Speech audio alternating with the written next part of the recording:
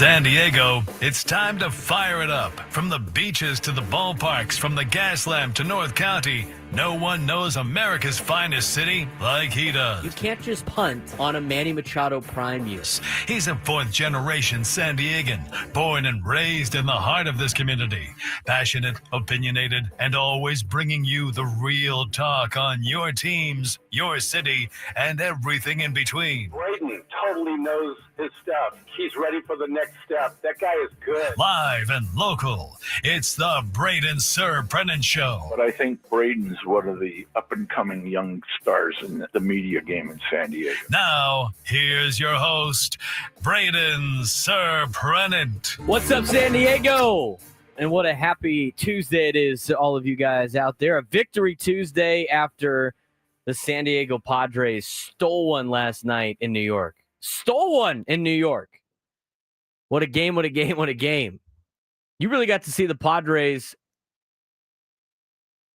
play at a level in which you see from teams that win championships. Championship caliber teams find ways to win late in games, despite rain, despite the torrential downpour, despite their best player getting ejected, despite Mike Shildt getting ejected, despite getting shut out for the entire game until the eighth inning. The Padres found a way to win. Good teams find ways to win. Bad teams find ways to lose. And the San Diego Padres last night found a way to win. They found a way to knock off the New York Yankees. They found a way to weather the storm with the rain that was coming down, the monsoon that they made the teams play in last night, which was utterly ridiculous. I tweeted it out the beginning part of the game. It was around the fourth inning. And after I tweeted it out, they actually went back into a rain delay. Nick Pivetta looked so pissed off he had to pitch in that nasty monsoon. He looked so pissed off about it. So they had to handle the rain, which both teams obviously have to do. And they went out there and they put together a great inning in the eighth inning. Guys like Manny Machado and Xander Bogaerts getting the job done when Fernando, gets tossed for arguing balls and strikes. And again, the pitch, the pitch that he was angry about in the last, it was more than just the last inning. I was watching the game at the Sportsplex yesterday in between softball games. I play softball on Mondays. And one of the guys that was up there watching was like, well, the pitch that he was upset about was kind of close. It's about all of the at-bats before. I mean, the whole plate umpire last night, I think Johnson or whatever his name is, he was terrible. And he was terrible in a sense that he was very inconsistent the entire night. I mean, there was a lot of times in which the Yankees were just feasting on strikes in the lower part of the zone. And the Padres pitchers, I mean, it was just like they got squeezed. Utterly ridiculous. But despite the umpire last night, despite the rain, despite their best player getting ejected, despite their manager getting ejected, despite their starting pitcher not being able to go deep in the game because of all of those stipulations, the Padres found a way to win. That's what you want to see out of a club like this. That's what you want to see out of a championship-level baseball team. Finding ways to win. We talked about it a lot yesterday. It's more than just the long ball. They're getting contributions from everybody. And when guys have the opportunity to succeed, they go out there and they have success. Machado scorched that ball last night. 114 miles an hour off the bat for the double down the line. And then Arise gets held up at third base. And I already knew what the groaning was going to be because Xander Bogaerts was up next. And the Padres faithful just had probably no belief in their guy, Xander Bogaerts. And then he connected with a knock. In fact, took the lead for the Padres, not just tied it. Got the contributions from the middle of the order. Did a good job with pitching. Bullpen. Outstanding. Outstanding. Not only did the San Diego Padres bullpen not give up any runs, they gave up one hit. One hit. They gave up one hit last night to the Bronx Bombers. They kept Aaron Judge at bay the entire evening in New York. I mean, that's a guy that was going into the game at 423. He went 0 for 3 last night. Pitching staff was phenomenal. And man, Mike Shildt. The things that the Padres players said about Mike Shildt post-game was awesome. I love playing for Shilty. That's what a lot of the comments were last night after the game. I mean, what a difference it was from when Jace Tingler didn't have Fernando's back in 2020 in Texas to Mike Shildt. I mean, you could tell he was trying so hard to get kicked out of that game. And the umpire wasn't going to throw him out. I mean, it took a long time before they ended up throwing him out. But you saw the fire out of the manager last night. You saw the fire out of the team. Love watching Nick Pivetta pitch. But to go back to the bullpen last night for the Padres, 1 hit allowed, and it was Estrada gave up a hit. Zeros across the board. 4 innings, no runs, 1 hit, 4 strikeouts for the Padres bullpen, which is the best bullpen in Major League Baseball. A.J. Preller has made the bullpen a weapon. There's not a lot of teams that do that. There's a lot of teams that are afraid to really invest in their bullpen, to trade top-level prospects for bullpen arms because it moves around a lot. But the Padres have made their bullpen a weapon this season. I would say it's their best asset. I don't think anybody would disagree with me on that. The San Diego Padres bullpen is their best asset. And they shoved last night.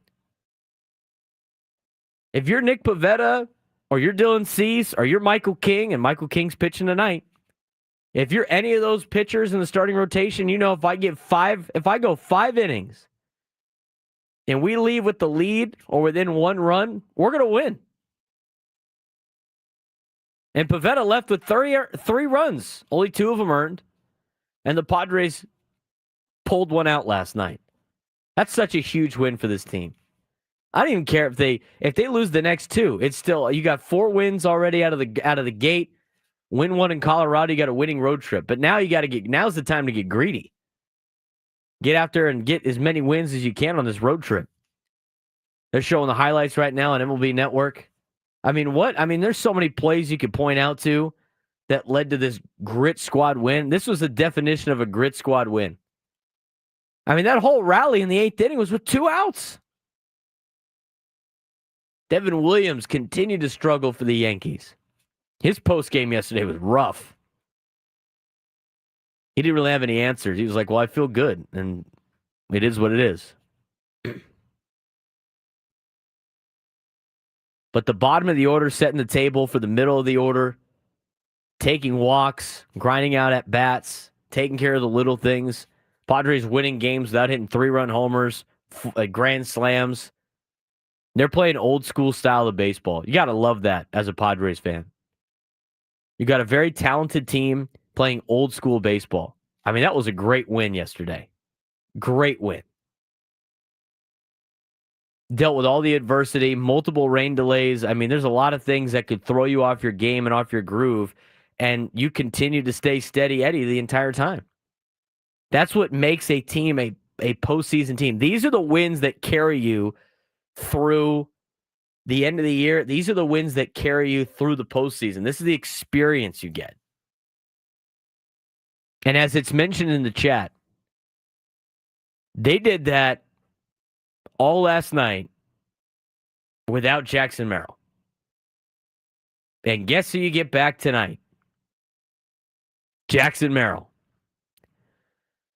Padres have weathered the storm. They weathered the injuries. They're now going to get back to a sense of having Merrill in the lineup tonight.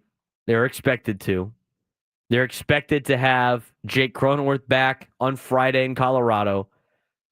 And now you're just waiting on Yu Darvish at the end of the month, and you're back to full strength. And where are you at in the standings? A half a game from the best record in Major League Baseball. You did it. You did it. You weathered the storm. You made it through all the BS of the injuries. You made it through getting swept by the Rays. You made it through some of those, bad games on the road against the American League. You're back to where you were at the beginning of the season, and that's leading Major League Baseball in the record column. You're a half game back behind LA because they have played one extra game than you. Padres are the hottest team in baseball right now. Just won their 6th straight game. And regardless, I know we're going to have more rain tonight, so strap in because it's going to be a long night in New York. And we'll see if they decide to do 2 tomorrow because the weather's better tomorrow. I doubt it. By the way, everybody that was saying like, oh, yeah, you said they weren't going to play. Did you see the BS that they were pitching in last night? I mean, are you kidding me? I guess they had to play because of the weather today and the fact that neither team wants to play on their off day on Thursday. But I'll tell you what, there's not a lot of times where you go to Yankee Stadium and the other team is making more noise than the Yankees fans. There's a lot of Padres fans there. And here's the deal. This is why there were probably more Padres fans there. Probably a lot of them made the trip. And the rain ain't going to scare them away because they've invested into going the game. It's not like if it was a home game for New York where you're like, I just won't go today. I'll go later. So I'll give them the benefit of the doubt. But that inning, I got fired up rewatching that 8th inning with sound on to hear the Padres fans take over Yankee Stadium yesterday. It got to a point, one of my buddies at softball, he had 2 friends at the game. He said in the 8th inning, they were getting so excited, they told him to leave. Now, I don't know the context. Maybe one of them was drunk. I don't know. But I tell you right now, if you got to the point where Padres fans were taking over, they were telling the Padres fans to leave because they were having too much excitement watching the Yankees blow another game in the 8th inning. Hey, the boys are here. The Pods are here. Better watch out. 833-288-0973, 833-288-0973. I want to know what you guys think about Mike Shildt. I want to know what you guys think about this Padres team, the grit squad that they have. And how about last night's win? That's a huge win for the Padres last night. We'll talk more about Mike Shildt when we come back as he broke down a couple of things yesterday after, in the postgame.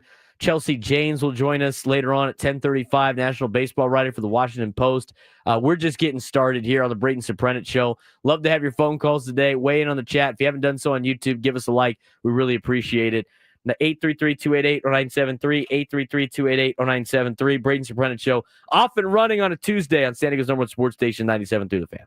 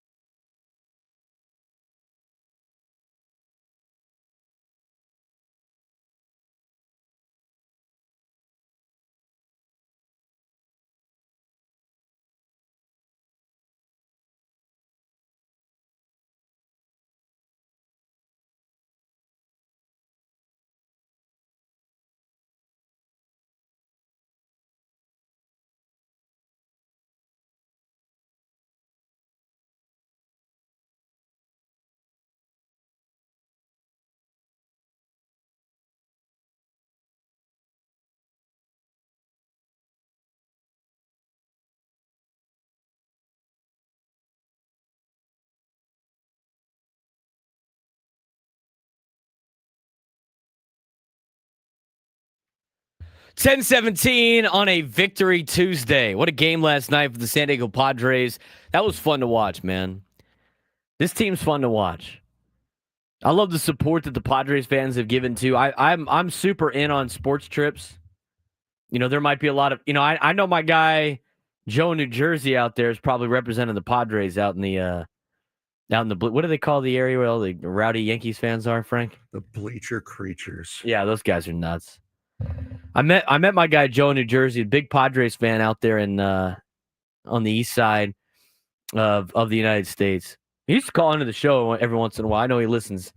But I met Joe when I went out there a couple of years ago, and he's just a diehard Padres fan, man. Guy loved Tony Gwynn like as a kid and decided to be a Padres fan, and everybody in his family are now Padres fans. He goes and represent the Pods out there on the East Coast. And so when I met him at Yankee Stadium, got a picture with him. Very nice guy. Very nice guy. Great family. And he was like, my dad asked him when we met up, he was like, where are you sitting? Oh, I'm in the bleachers.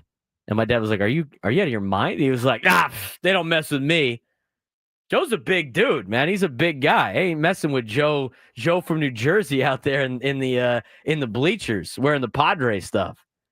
He must have been having a blast out there if he went to watch him in the rain. And I know he goes down to Philly, he goes to New York, he goes to both the Bronx and Queens to rep the Pods. So it's cool to see out on the East Coast. And I'm all in on the sports trips too for people that want to travel and go watch the Padres. I highly recommend it. I think it's fun to do. We did it a couple of years ago, and it gives you an excuse to go check out some cities that you've always wanted to check out. Like to me, I want to go. I haven't been to Washington. I'd like to see Seattle once or twice. It'd be nice to see them play the Mariners. They always play the Mariners like during football season when I got a coach, so I can't. And it's always a midweek. And then the other thing too is I went to Wrigley last year when the Braves were there. And I would have loved to see the Padres play that. But every time they play the Cubs, man, it's like in April. It's hard to get out there in April. But I watched the Padres last year play in Cincinnati. It's cool. I like watching the Padres play on the road. And guess what? The Padres fans are showing out all the time now. All the time. That gave me chills watching that. I mean, just as a kid growing up here in San Diego, that was never the case. You'd see you'd be watching the game on TV, and Mud would find one Padres fan, and that guy would be on every commercial, every rejoin would be the same fan. It'd be like the lone fan unless they played somewhere on the West Coast, and you'd see a couple more Padres fans there. Now it's like you see Padres fans everywhere. I love it. I love it. 833-288-0973, 833-288-0973. What do you think about Mike Shildt? He comes out, man. He comes out. It's just yard sale by the dish. Pen gone, paper gone, glasses. Got to be careful with the glasses. Slight toss. Can't be leaving the glasses in the high grass, man.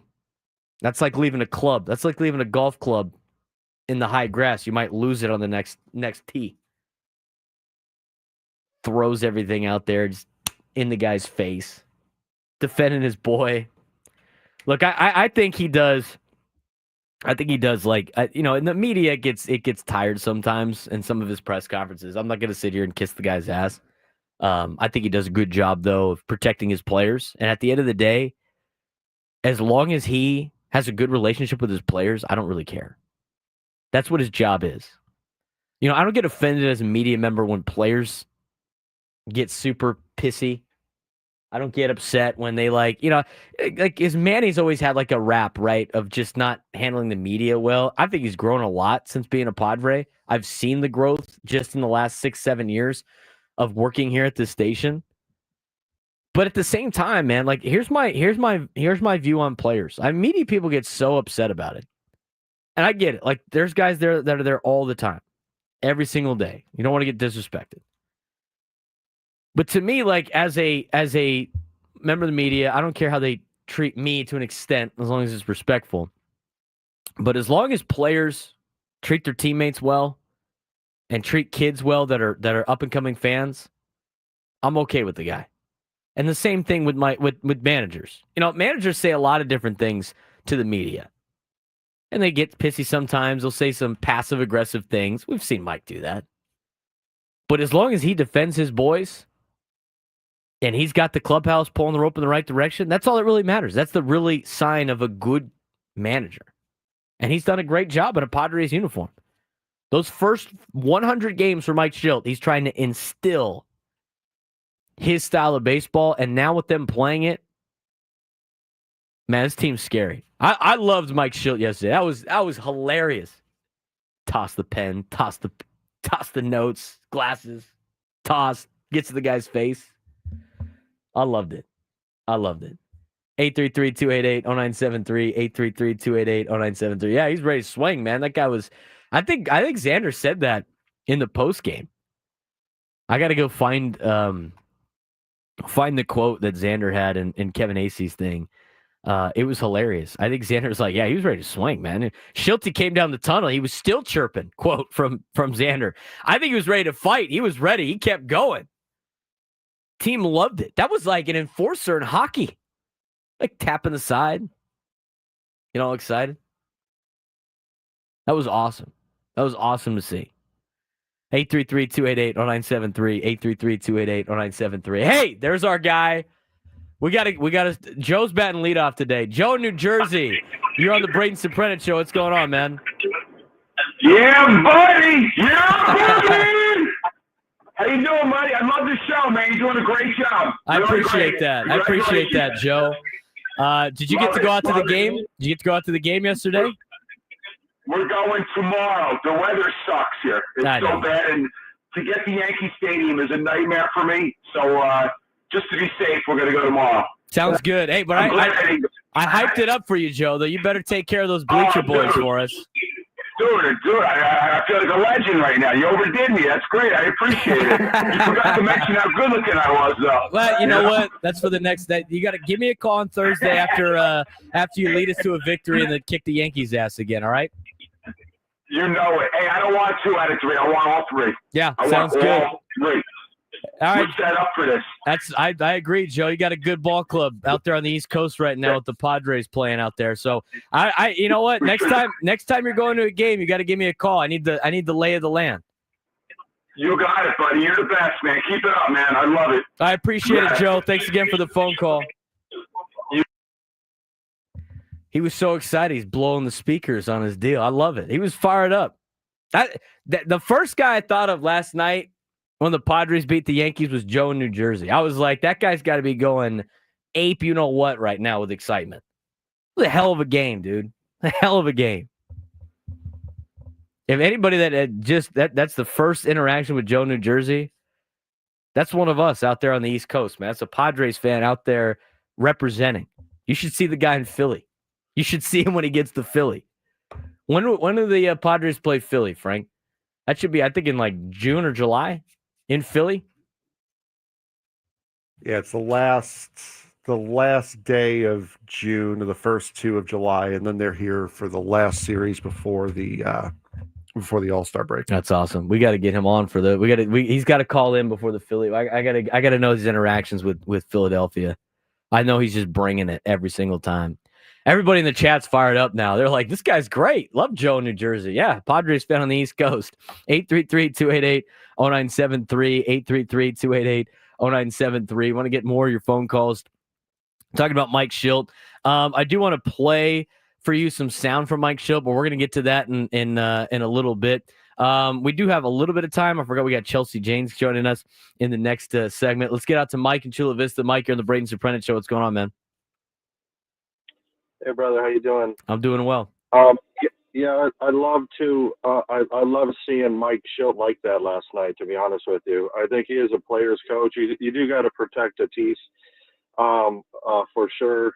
And I do think there's some history maybe with that umpire. I've seen that umpire around, and unfortunately, I don't want to blame umps and get on umps, but the umpiring this year has just been terrible, man, especially behind the plate. So I can see where he got fired up, and I actually like that. Little story about myself is I actually grew up a Yankee fan, going to old Yankee Stadium, watching the likes of Don Mattingly, Willie Randolph, Dave Winfield. But my favorite player growing up was Tony Gwynn, and the military brought me out here. I'm from the New York area. The military brought me out here in '96 And so ever since then, I've just been a diehard Padre fan. I do still root for the Yankees, but last night, I'm going to tell you, I there was a sense of pride last night and the Padres coming back. It's a win-win for me, but I just found myself rooting for the Padres at Yankee Stadium. It was crazy. It's just unbelievable, that comeback last night. So thanks for having me, man. And go Padres. Well, thank you, Mike. I appreciate it, dude. Oh, we're even turning Yankees fans around here in San Diego. Love it. Guy must have been a mess in 1998. Just goes to show how fair weather Yankee fans actually are. Here we go. Mets guy's got to chime in. Mets guy. Make it about me. Mets guy. 833-288-0973. 833-288-0973. We're going to get to all your calls today. Be sure to join us. We're going to have Chelsea Janes come on when we come back, get you a national look at Major League Baseball before we dive into more Padres stuff. We really appreciate you guys joining us today. Got to be fired up. I think Joe got everybody fired up. Frank's ready to go. He hadn't heard an accent like that in a long time. He was ecstatic. Loved it. Chelsea Janes joins us next on the Braden Surprenant Show. San Diego's #1 sports station, 97.3 The Fan.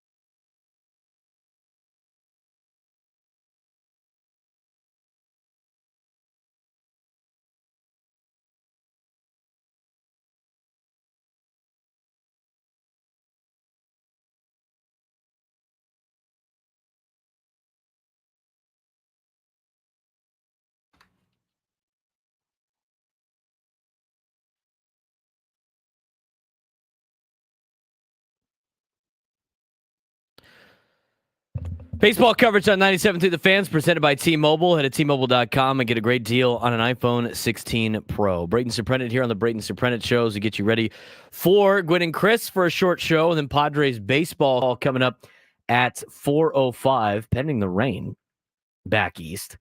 Joining me now on the Braden Surprenant Show, she is a national baseball writer, does a tremendous job writing for the Washington Post. She covered the 2020 presidential campaign and was the Post Washington Nationals beat writer from 2014 to 2018. Did spend some time covering the San Diego Padres as associate reporter for MLB.com, and she interned at USA Today and the San Francisco Chronicle before covering the Padres as an associate reporter for MLB.com.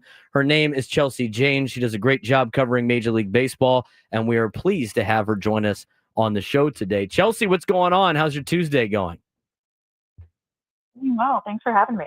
Thanks for coming on. We really appreciate it. Obviously, we're more focused on the San Diego Padres than a lot of other things in baseball, but we like to get an update on what's going on around Major League Baseball. Last night, Padres were able to knock off the Yankees in a dramatic fashion. From a national perspective, what has been your evaluation of what you've seen out of the San Diego Padres to start the season? Very much what we saw from them to close last season. I think, everyone there has probably heard now over and over how many people in the Dodgers clubhouse last year, considered that division series their World Series. That was the best team they played. And, I think very much that's continued. I mean, obviously it's not quite the same team, but I think from afar, it looks like the swagger is very much still there. Looks like the pitching is really, really good, which, makes a lot of sense, especially the starting pitching that, there's some good guys at the top there. I think people around the league are no longer surprised by them and know that, that's a team that's got some edge to them. One of their biggest assets is obviously their bullpen. Just around the landscape of Major League Baseball, it seems like, some teams are starting to invest a little bit more in their bullpen. Padres, invested prospects and money into their bullpen. It seems to be a weapon of theirs. Are teams starting to do this a little bit more than the starting pitching, or are the Padres kind of a trailblazer in this sense? No, I think that, other than the Dodgers, I think the Padres have put more into their bullpen than anybody in recent years, and it shows. I think the good teams are doing it. The Guardians last year maybe didn't invest, but that bullpen carried them into the playoffs. The same was true of the Tigers. You kind of have to plan for your starting rotation to run out of gas. And I think one of the things A.J. Preller did so well last year, and he's done it over time, but especially at the deadline, was just pile on, just get relievers, get guys who can get big outs at the end of games. And it's obviously worked out. It's continuing to work out. I think their bullpen ERA is, almost a run better than anyone else's right now. It just shortens the game, and in big games, which they plan to be playing, it just matters so much.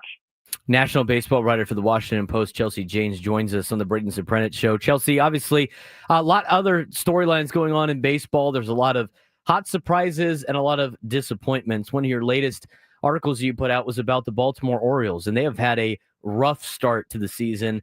A lot of young players, a lot of good, talented young position players didn't address the pitching. They seem to be falling down based on their pitching to start the season. Are the Orioles in a position that they can actually come out of and recover from their slow start to the year? I think they can recover, but I don't. I think it depends on how you define recover. I think for a couple years now, they've been a team that has considered themselves contenders in the American League East. They've won it once. They've gone out of the playoffs really quickly, but I think they consider themselves, somebody that competes for a World Series. I don't know if they can get back to that point. Maybe they'll sneak into a wild card spot and get bounced again, but I don't know how you fix pitching that is, they just have no depth. They have no starting rotation depth. They knew that going into the offseason, and they didn't fix it. They got guys like Charlie Morton, he'll get better, but he's struggled mightily. Tomo Sugano from Japan, a veteran starter, he's been great for them. But again, who of those names is starting game one against somebody, like an ace of another team? I don't know that they have that. So I think they can recover. Their rotation's kind of calming down a little bit. I think they can sneak their way into the playoffs, but I don't know what happens when they get there because they can't pitch. National baseball writer for the Washington Post, Chelsea Janes, joins us on the Braden Surprenant Show. Staying with the American League before we head over to the National League, a lot of surprises out there to an extent. I mean, I think a lot of people assumed, or not assumed, but thought that Detroit was going to have a good year. They're off to a really good start. Overall, it's a very competitive league. Don't have as top heavy maybe as the National League, but who has been your biggest surprise in the American League this year? I think the Athletics are probably at the top of the list right now. I think last time I looked, they were like a game out of first in the AL West. And the AL West is a little up in the air because the Rangers have been really bad. That's another candidate for a surprise in a negative way. But I think with all the A's have gone through, they made some moves this offseason, but it's not like they suddenly splurged and are star-studded. I mean, I don't think most people can name, half their lineup.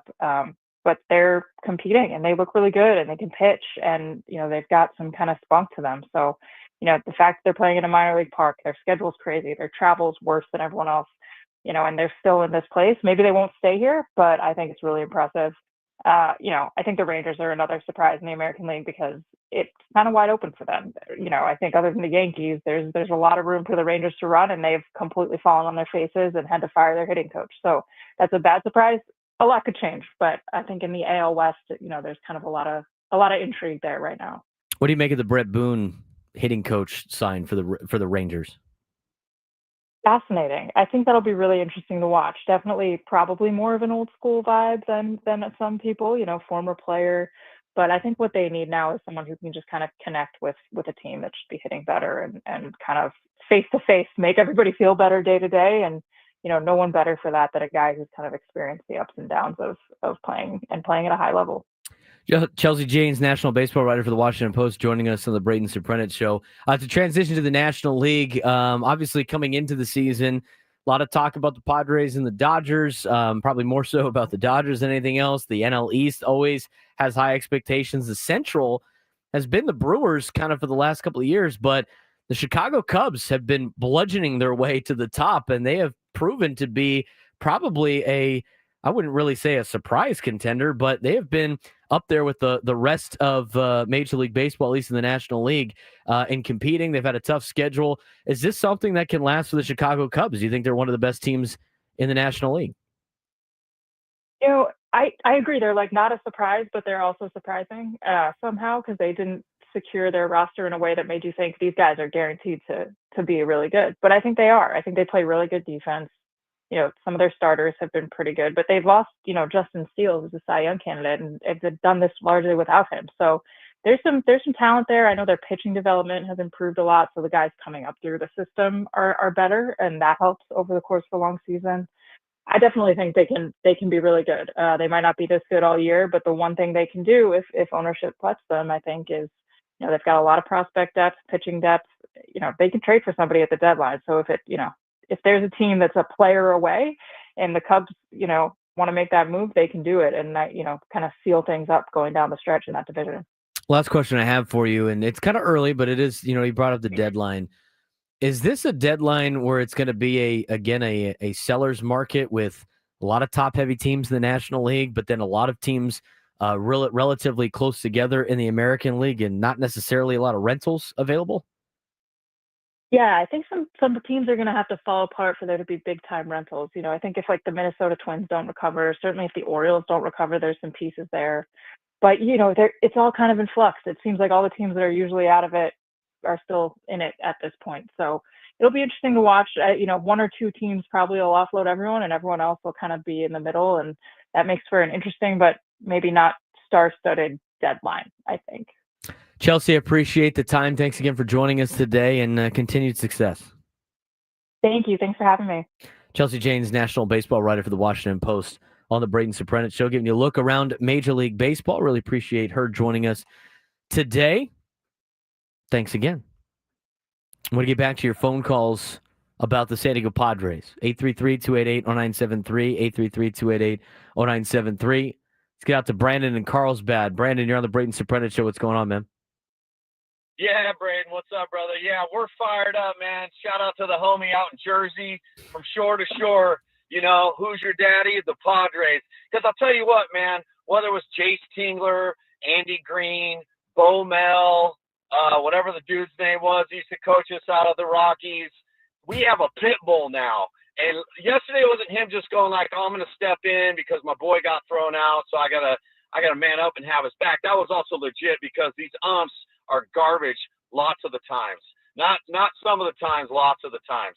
So it'll be interesting to see how that folds out with AI and whatnot, although I think umpires have their place. Nonetheless, we got a pit bull. I hope he stays with us as long as we can have him and as long as we're getting dubs. And, man, Grit Squad, I think that's the new thing. Hey, and San Diego Padres fans, stand up. We got that team. I know for a fact because I had buddies yesterday in a group text writing it off like, it's raining. We'll just come back the next day. No, screw that, man. We're here to win. We're here to punch. We're here to fight regardless of the weather or who the team is. We're freaking San Diego, and that's all we got left is the Padres. God bless America. Thank you. Brandon, that was a great phone call, man. Guys, fired up. Get the chat fired up. I think Joe set the tone today, Frank. I think Joe in New Jersey set the tone for the show today. It's starting to look like it. Yeah, certainly. Get excited. I mean, I'm not buying World Series tickets right now, but that was a great win last night. You got to enjoy the great win. They stole one they stole one last night. Enjoy it. 833-288-0973. 833-288-0973. Eric and Fallbrook, you're on the Braden Surprenant Show. What's going on, Eric? Hey, Braden, I don't know if you recall, but I think yesterday I called and was like my biggest thing was Schildt that I was talking about, and I was so frustrated watching that game yesterday.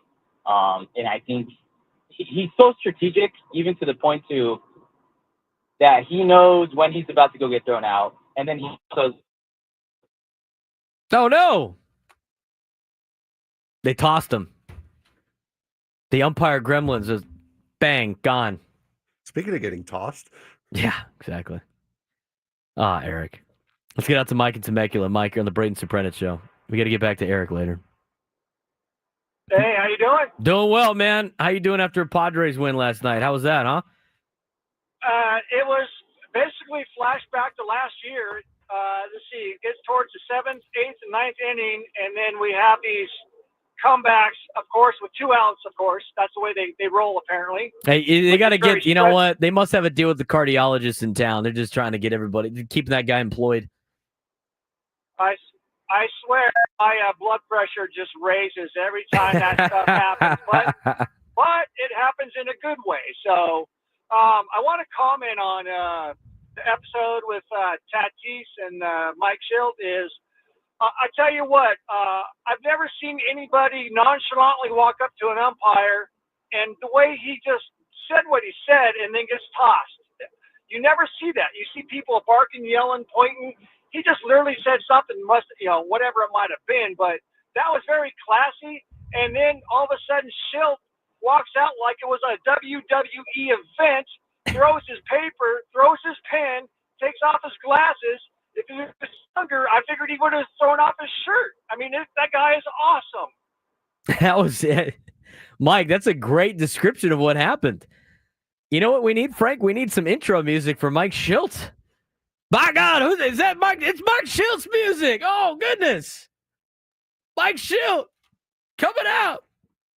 Playing some crazy rock song or something like that. By God, it's Mike Shildt. That's literally what it was like last night. I'm not really into the WWE. My buddies were in college. I've seen it enough where I could do the, what's that guy's name? JR or something Jim like that? Ross, yep. Jim Ross. By God, it's Mike Shildt's music. That's literally what it felt like last night. That was crazy. He's like tossing the pen, paper, be gone, glasses. Got to be careful with the glasses. Light toss on the glasses. In the guy's face. All about it. I saw JR one time at a TCU Oklahoma football game. He's an Oklahoma alumni. He's getting so many pictures taken with him. I was like, is that the guy from the WWE? My buddy's like, yeah. I'm like, why don't you go take a picture of him? I can't. I'm like, you're the fan, dude.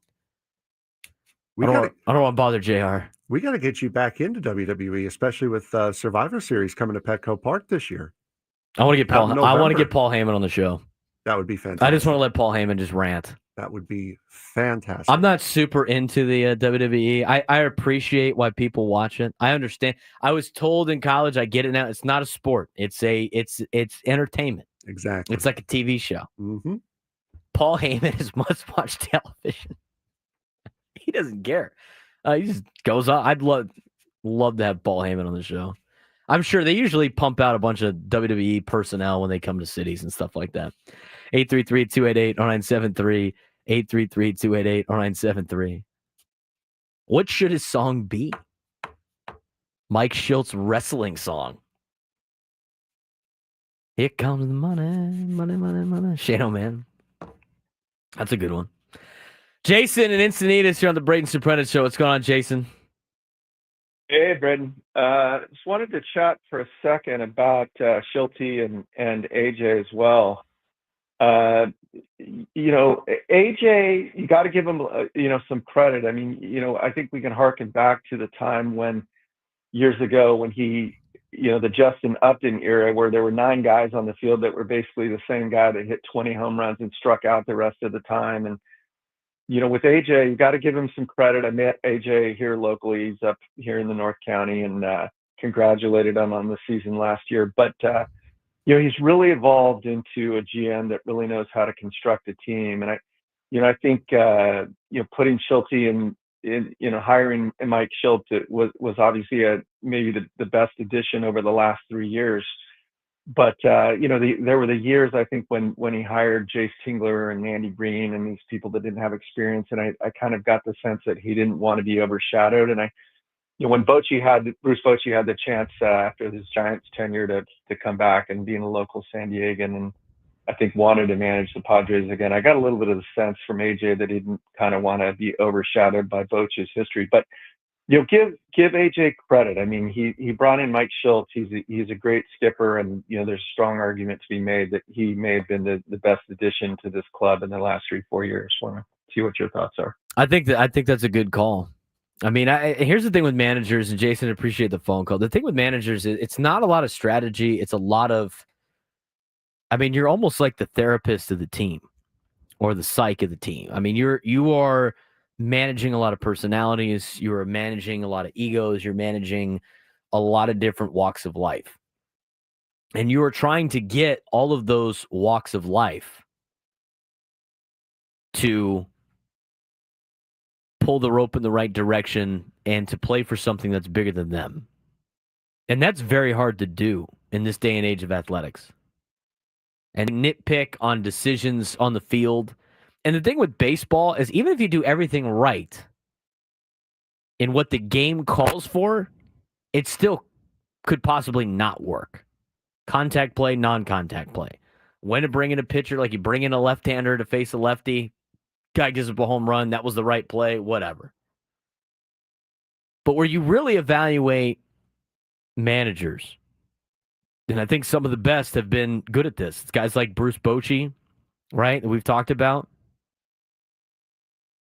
where he knows how to get everybody to buy in to the common goal and for something bigger than them. I mean, think about some of the managers that Jason mentioned that the Padres had. I mean, you're talking about guys that could be pushed around. I mean, you look at, like, I remember with the Jace Tingler thing. I heard from players, they liked Jace. They thought he was a good guy, but they didn't respect him as a manager. These guys respect Mike Shildt. Mike Shildt demands that respect, like just the way he carries himself. They respect him. And we're talking about guys like Manny Machado, who is on his way to be in the Hall of Fame, who has a big contract, right? I mean, one of the best players in the league. Guys like Fernando Tatis Jr., guys like Xander Bogaerts. I mean, think about some of these stars that you have on this team. That's why, like, it doesn't work all the time when you bring a bunch of stars on one team. Because they don't always listen to the guy in charge. They listen to Mike Shildt. They respect Mike Shildt. And they play hard for Mike Shildt. I mean, his style of baseball is not designed for superstars. It's not. His style of baseball of dropping down bunts and stealing bags and sacrifice, I mean, that's not great for superstars that are trying to build stats and win accolades and everything like that. High ego guys. And yet, he's got these guys bought in. Mike Shilt's fiery leadership style might be that secret sauce to the Padres' success in 2025. What do you guys think? 833-288-0973, 833-288-0973. We'll be back with your phone calls when we come back. Talk more Mike Shildt on the Braden Surprenant Show, San Diego's #1 sports station, 97.3 The Fan.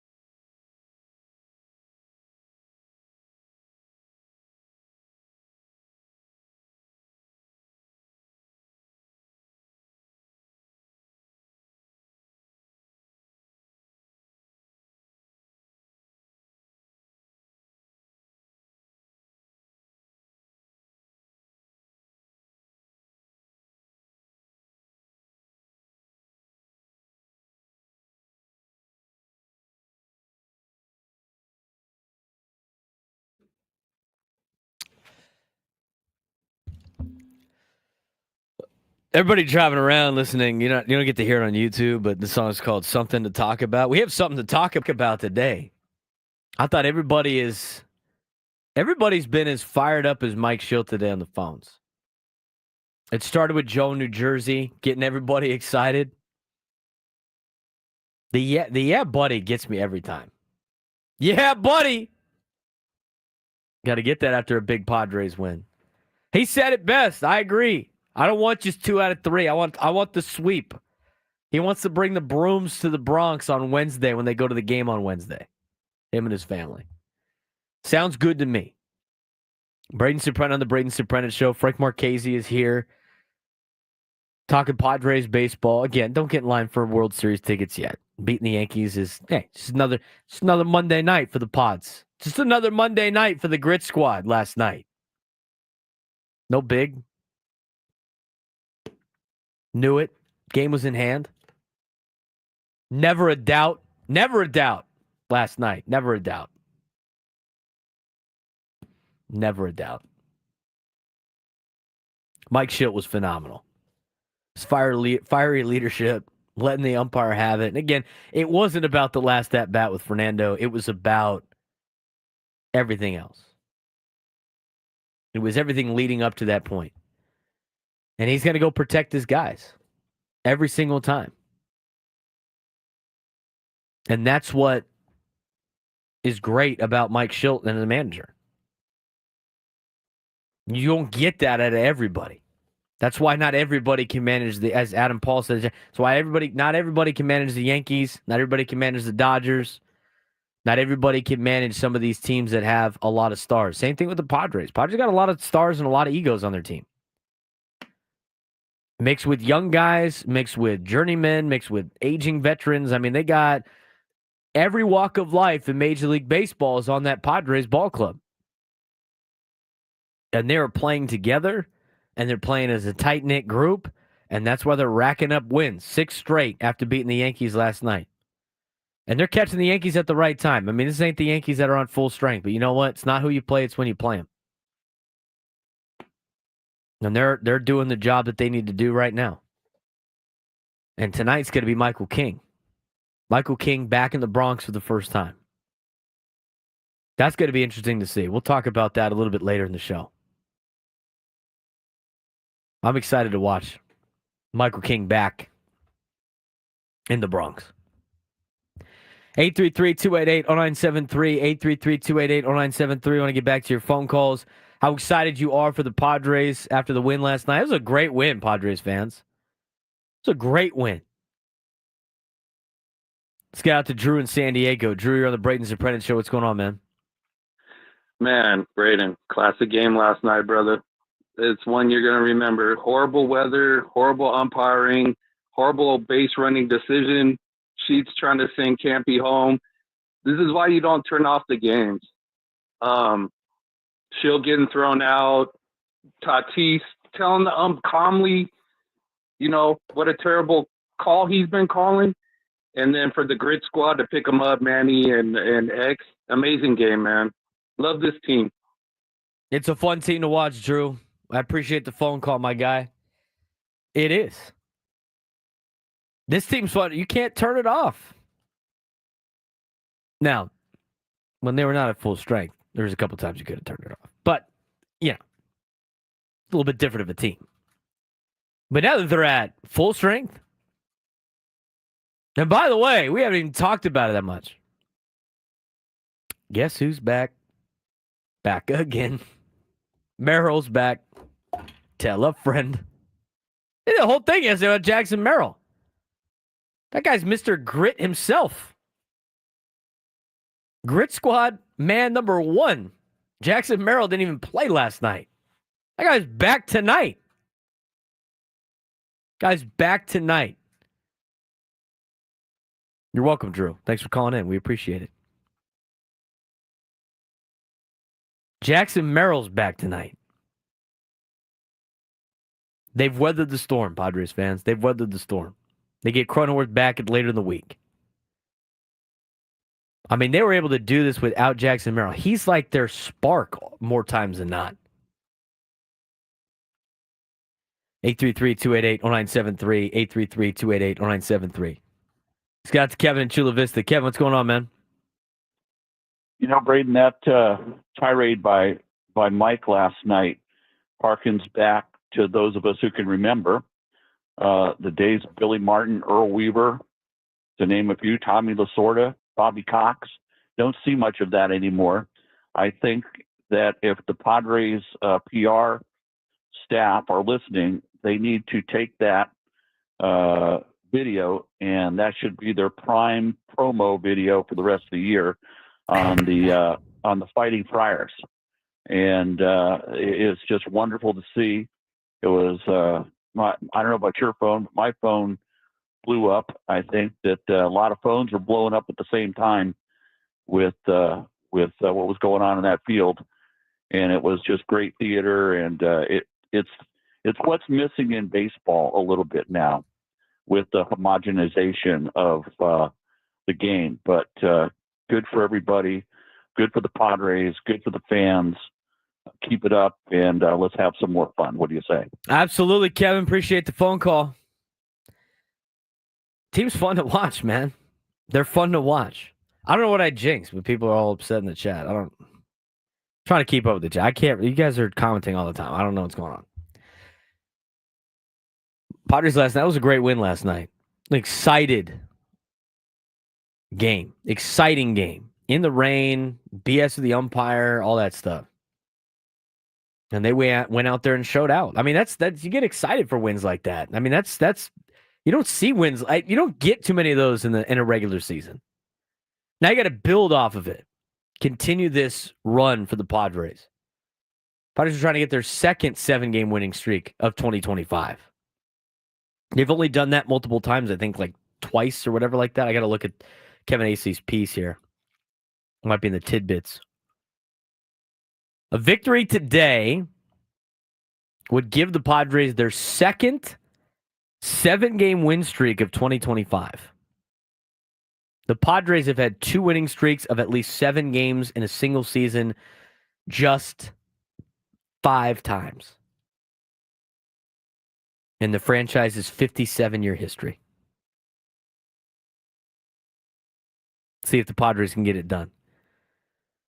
They got Michael King on the hill today going against the New York Yankees. We talked about it yesterday with Eric Boland, a guy that grew up a Yankees fan, that was drafted and developed by the New York Yankees, who's got a lot of friends and family in the Northeast area that thought he was going to be a Yankee forever, that was devastated when the Padres acquired him. I mean, not that the Padres acquired him. He was devastated the Yankees traded him away. He's found a new home in San Diego, and now he gets to go out there and shine in front of his friends and family against the team that traded him away.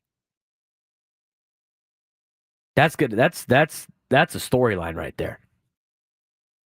We'll talk about that a little bit later. 833-288-0973, 833-288-0973.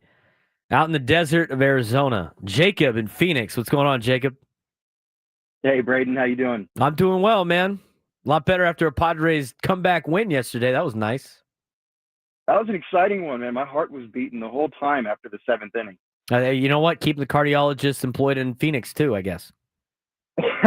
That's right. Yeah, I wanted to touch on something real quick. I thought this was cool. I was surfing the numbers for our pitching staff yesterday, and I saw that the Padres pitching staff is the only staff left in the league who has allowed fewer than 100 runs so far this season. Yes. That's impressive. We talked a little bit about that yesterday. It's May. Yeah, that's right. They have the best bullpen ERA, and they have one of the best pitching staffs. And yeah, we talked a little bit about that yesterday when it was 94. Give 3 runs yesterday. 90 was 95.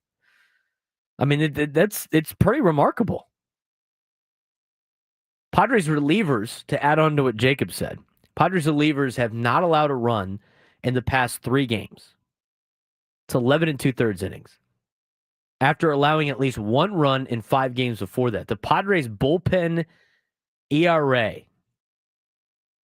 is the best in the majors with a 1.68 ERA. The next best team is the San Francisco Giants. Their bullpen ERA is a 2.51. 8 shutty for the Padres pitching staff. Definitely helps with that number. They have turned their bullpen into a weapon. And they've done a great job in building the roster out. The Padres have. 833-288-0973. 833-288-0973. Eric in Fallbrook, hopefully with a better connection this time. What's going on, dude? Hey, good morning. Can you guys hear me? Yeah, gotcha. Oh, thank God. I'm driving down to the airport, so like, man, I can't figure this thing out. But yeah, just touching on Schil. I think Bogey. They asked him a question, and Bogey was like, "Yeah, he had the gloves on. He's probably in the locker room waiting with the gloves on. So I'm glad he's willing to fight for us." But I touched on it yesterday, and I think it was great because the whole time I was yelling at the like the whole time, like I was just like, "Wow, this is atrocious." I think Mud even was like, "Wow," like he was like, "Wow." It was like very very early on. And I think also Mike is selective on the time of when he does it because he knows that we're probably going to get this up again later, correct? So I think he's just playing the game. Weirdly enough, I wouldn't say he was the MVP of last night, but he was kind of the spark that lit the team, and then the guys executed. So I've been on Mike since last year, since we turned it around, and I hope we can keep him. The guy's just something we need, and the boys want to play. And we lost Eric again. Eric, going to the airport. I agree with what you're saying, though. I mean, Mike Shildt's done a great job. Eric wants to keep him as long as they can. He's done a tremendous job, Mike Shildt. And when we come back, we'll hear from Mike Shildt after last night's victory over the New York Yankees. What he had to say about his and Fernando's ejections, and obviously a little bit about how he thought his ball club handled the weather. Coming up next on the Braden Surprenant Show, San Diego's #1 sports station, 97 through the Fan.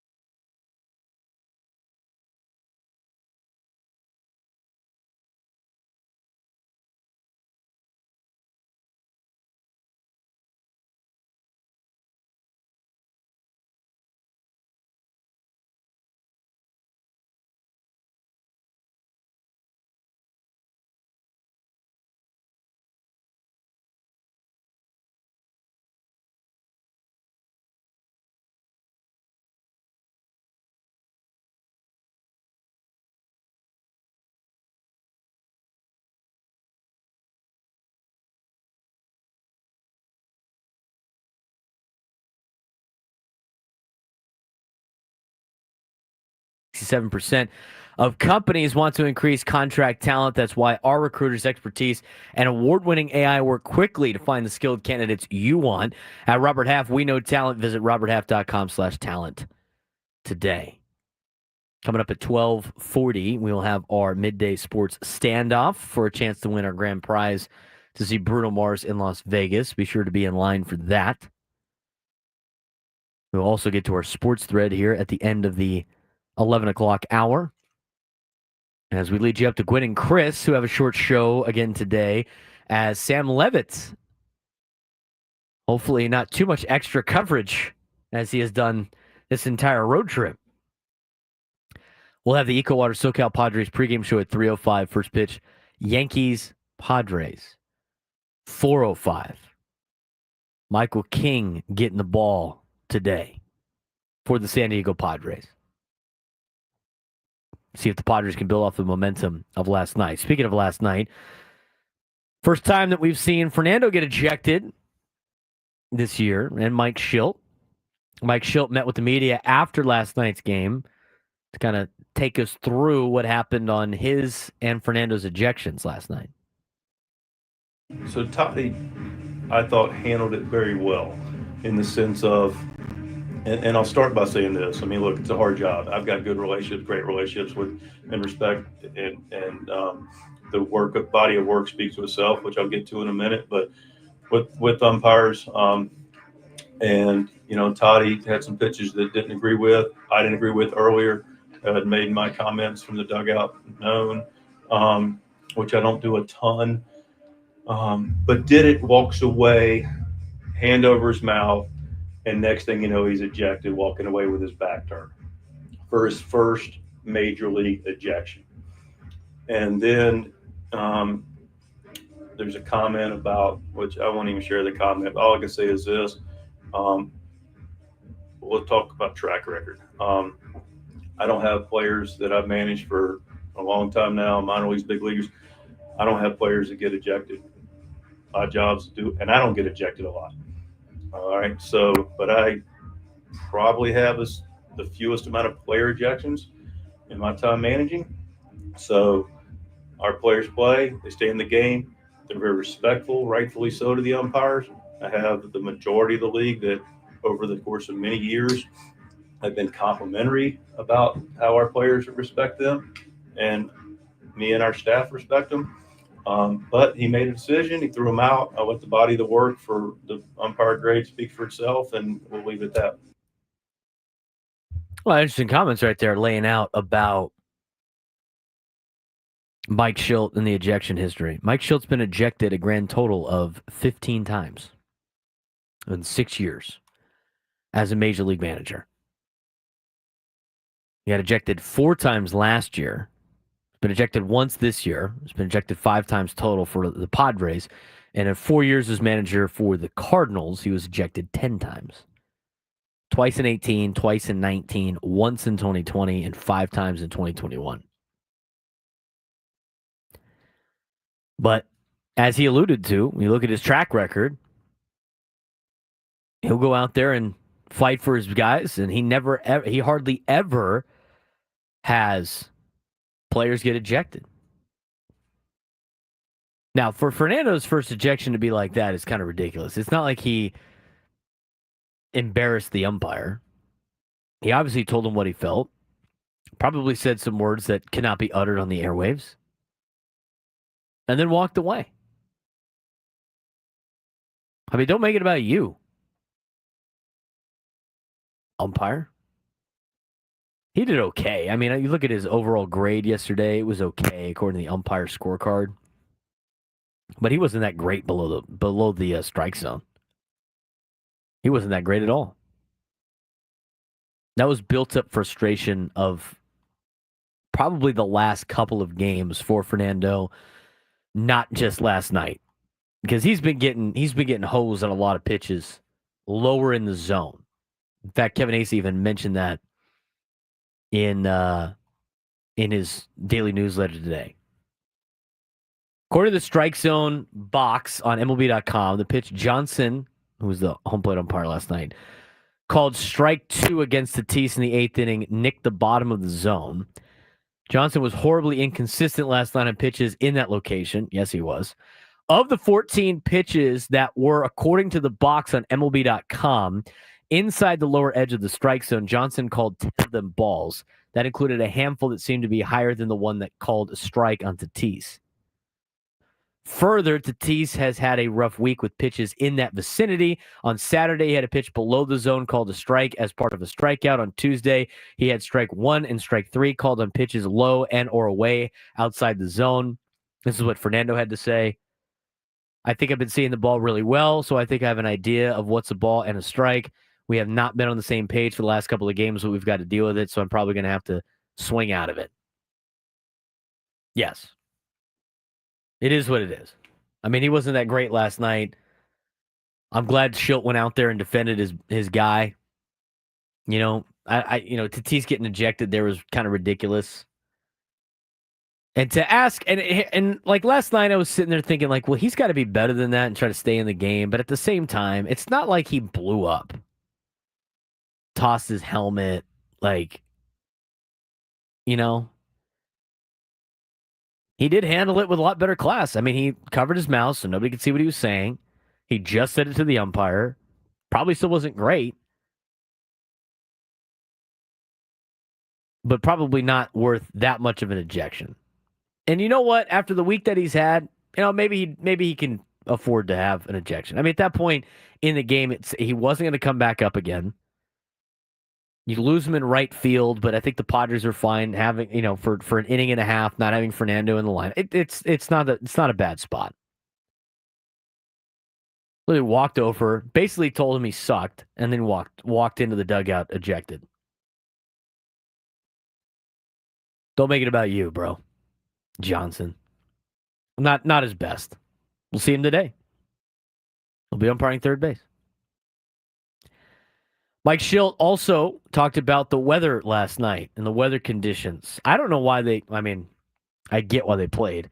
Today's going to be just as bad, and both teams are heading west after Wednesday's game, so obviously you don't want to burn one of their off days before they head in their separate directions. But here's what Mike Shildt had to say about the weather conditions last night. That's a tough job, man. The weatherman is playing weatherman for baseball games is really, really hard. We've had games where you cancel it because of the forecast and you go home and you don't get a drop. You also recognize, especially for the integrity of the schedule, that the league has a real desire, especially the first game of the series, to get it in with some potential rain coming the next couple of days. And so, it is what it is. The field was playable. It drains really well. It's a great surface. And so we had the window that closed a little bit for a while and opened back up and then started closing at the end. And Suarez made sure it stayed closed at the very end. Hard to be the weather guy. I agree. I understand why they played the game. Weather did not look great last night. Again, the weather tonight's not expected to be great either. Expecting thunderstorms in the evening. Kevin Acey had in his news. This is what he put in his newsletter. It could have been updated by now. Tuesday, a chance of showers before 8 a.m., then showers likely and possible, a thunderstorm between 8 a.m. and 5 p.m., then a chance of showers and thunderstorms after 5 p.m., patchy fog, otherwise cloudy, with a high near 68. Southeast wind around 10 miles an hour. Chance of precipitation is 70%. New rainfall amounts between a tenth and a quarter of an inch, except higher amounts possible. And thunderstorms. Tuesday night, a chance of showers and thunderstorms before 8 p.m., then showers likely, and possibly a thunderstorm between 8 p.m. and 2 a.m., then a slight chance of showers after 2 a.m., patchy fog, otherwise mostly cloud. Doesn't sound great. Sounds better, doesn't sound great. And Nick Pivetta had a pitch through a monsoon in the fourth inning. It was ridiculous. I couldn't believe that they continued to do that. Weather brought to you by Beaver Nuggets. Like it. To the point where Pivetta, who's already super... No, he's got the red ass, right? I mean, he's just super competitive and fiery all the time.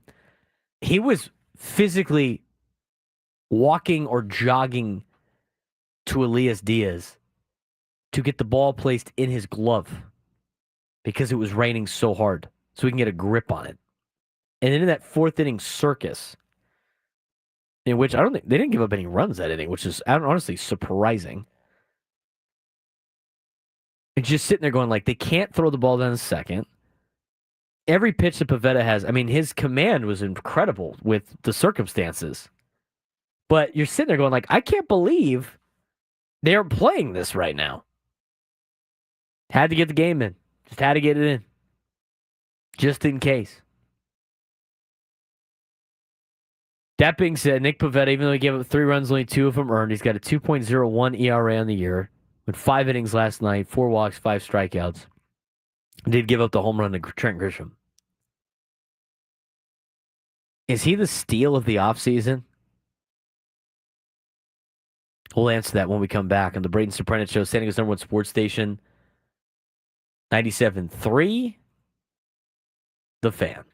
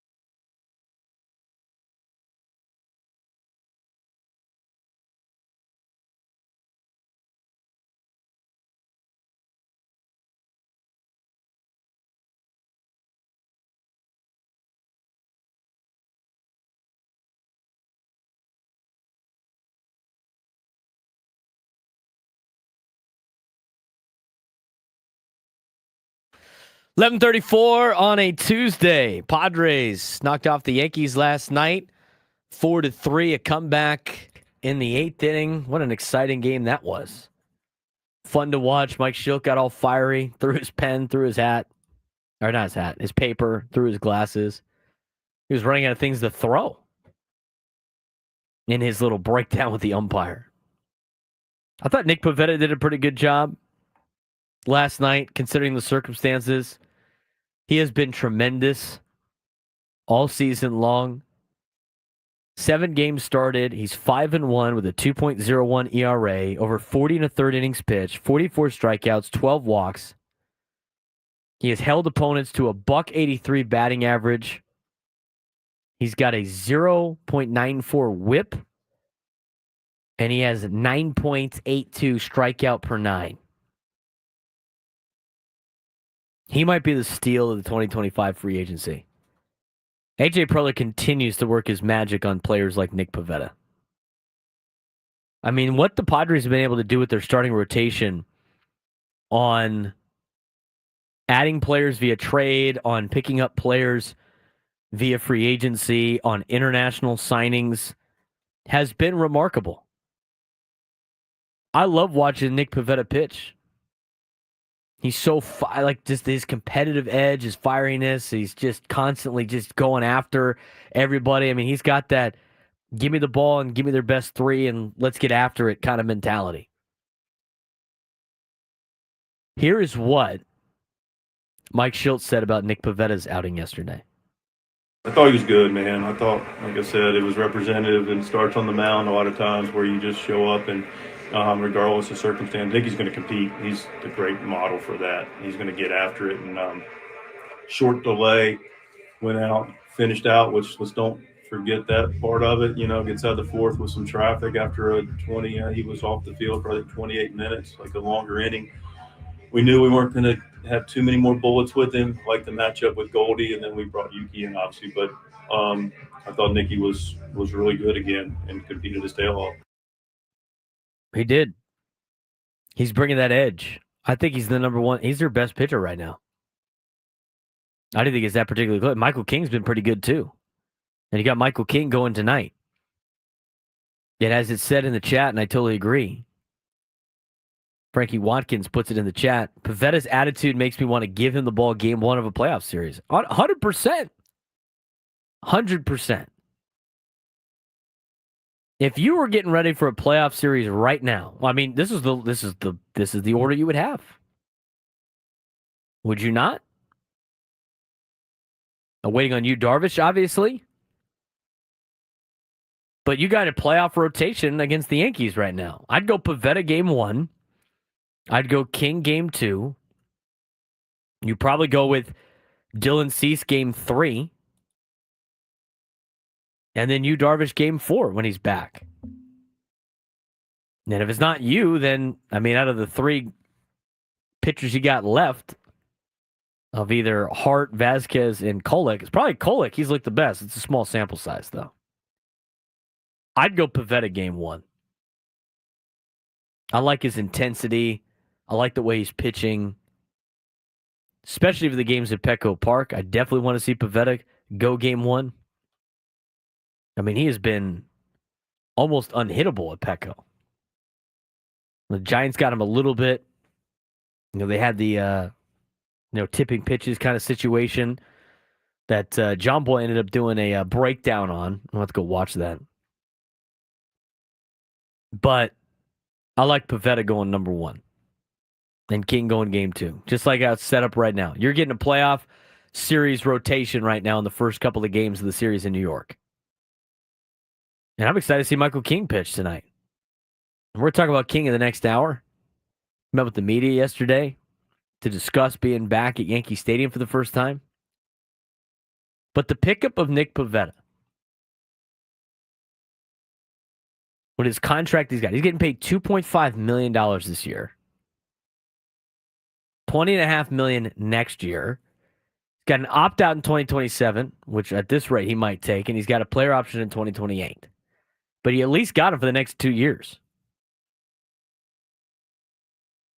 And only having to pay him $2.5 million this year, is remarkable. Now, that's not what gets charged to the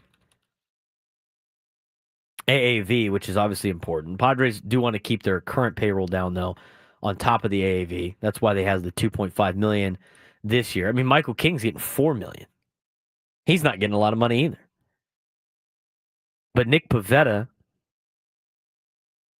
on the Padres, 2.5. He's getting 13.75 towards the AAV and a 2.5 million this season. What a steal! What a steal of the offseason. We didn't get to it yesterday, but they had executives vote on the best free agent addition this offseason, and a lot of people voted for Pivetta, and I would too, with the way everything's going. His metrics are great. The way he pitches is great. I think his energy is great. I mean, what a find for A.J. Preller that on paper, when you brought him in, was going to be your number 4 starter. I mean, he's pitching like an ace right now for the San Diego Padres. And if he does pitch like an ace, in which you want to play him game 1 of a playoff series, which I wouldn't mind, I'd be all for it. All that does is move everybody else down a spot, and now you have another ace-level pitcher in Michael King as your number 2. I mean, Dylan Cease, your number 3. One of those 3 guys is your number 3 in a playoff series. It could be any of them. And then Yu Darvish, an older ace, who's expected to be back by the end of the month, might be your game 4 guy. That's insane. And with the bullpen you have, that's a lockdown pitching staff. And we haven't got to the trade deadline yet. And who knows what A.J. Preller's got up his sleeve at the trade deadline.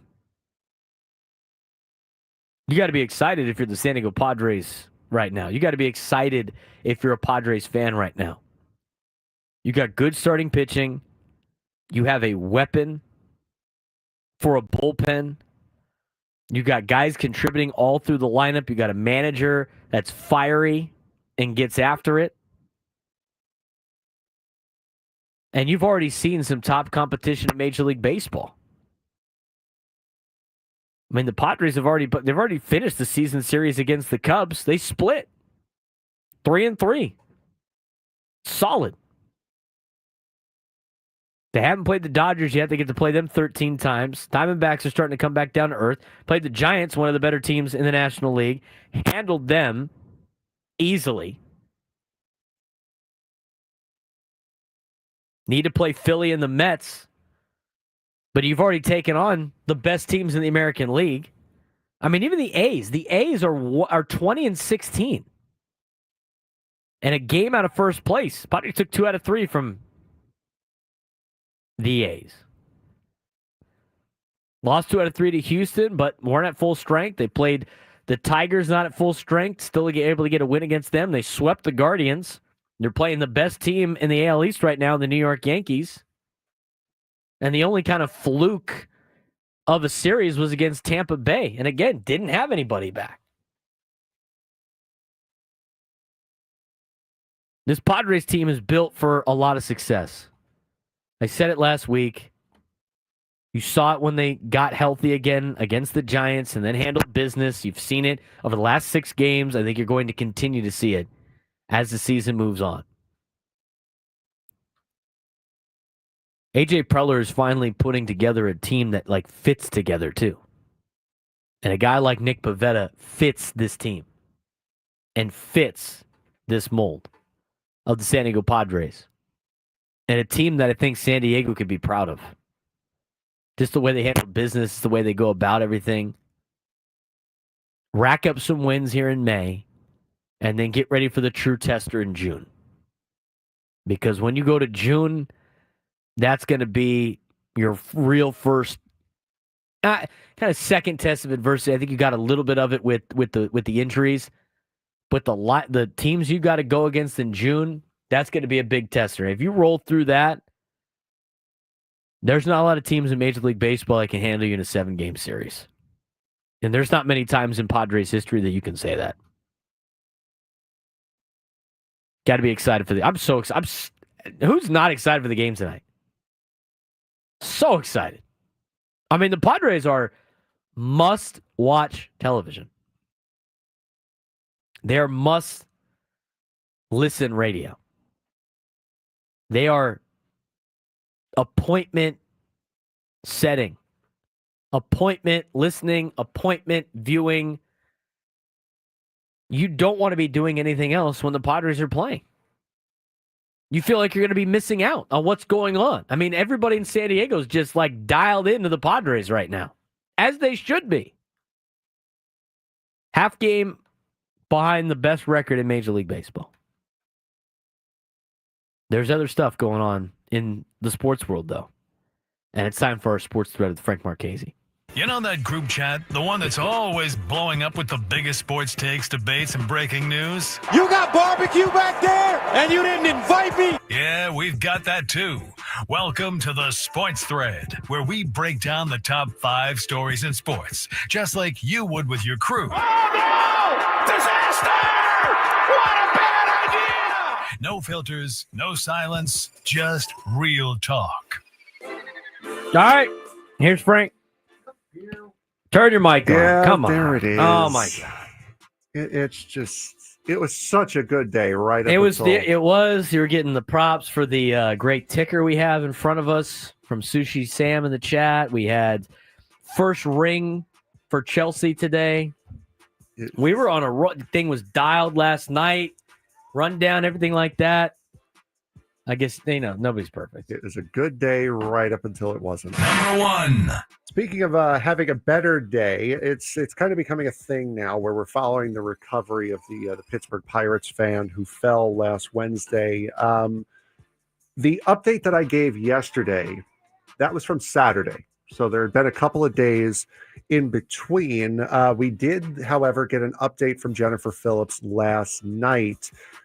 Announced that Mark Wood's recovery is, quote, a slow process, but seeing him up and moving is a huge win and definitely lifted everyone's spirits. Mark Wood, this is the first time we're getting to hear what actually happened, what Mark Wood actually suffered. He suffered a broken neck, broken collarbone, and back during the fall, and amazingly, less than a week later, is up and walking. Wow. The GoFundMe has now reached $41,000, but great news continuing to pour out of Allegheny General Hospital. That's good news. Avoided a very disastrous situation that I think struck a lot of people and seeing it on social media, and hopefully he continues to recover and continue to progress. A very scary scene in Pittsburgh before the Padres showed up. Absolutely. Number 2.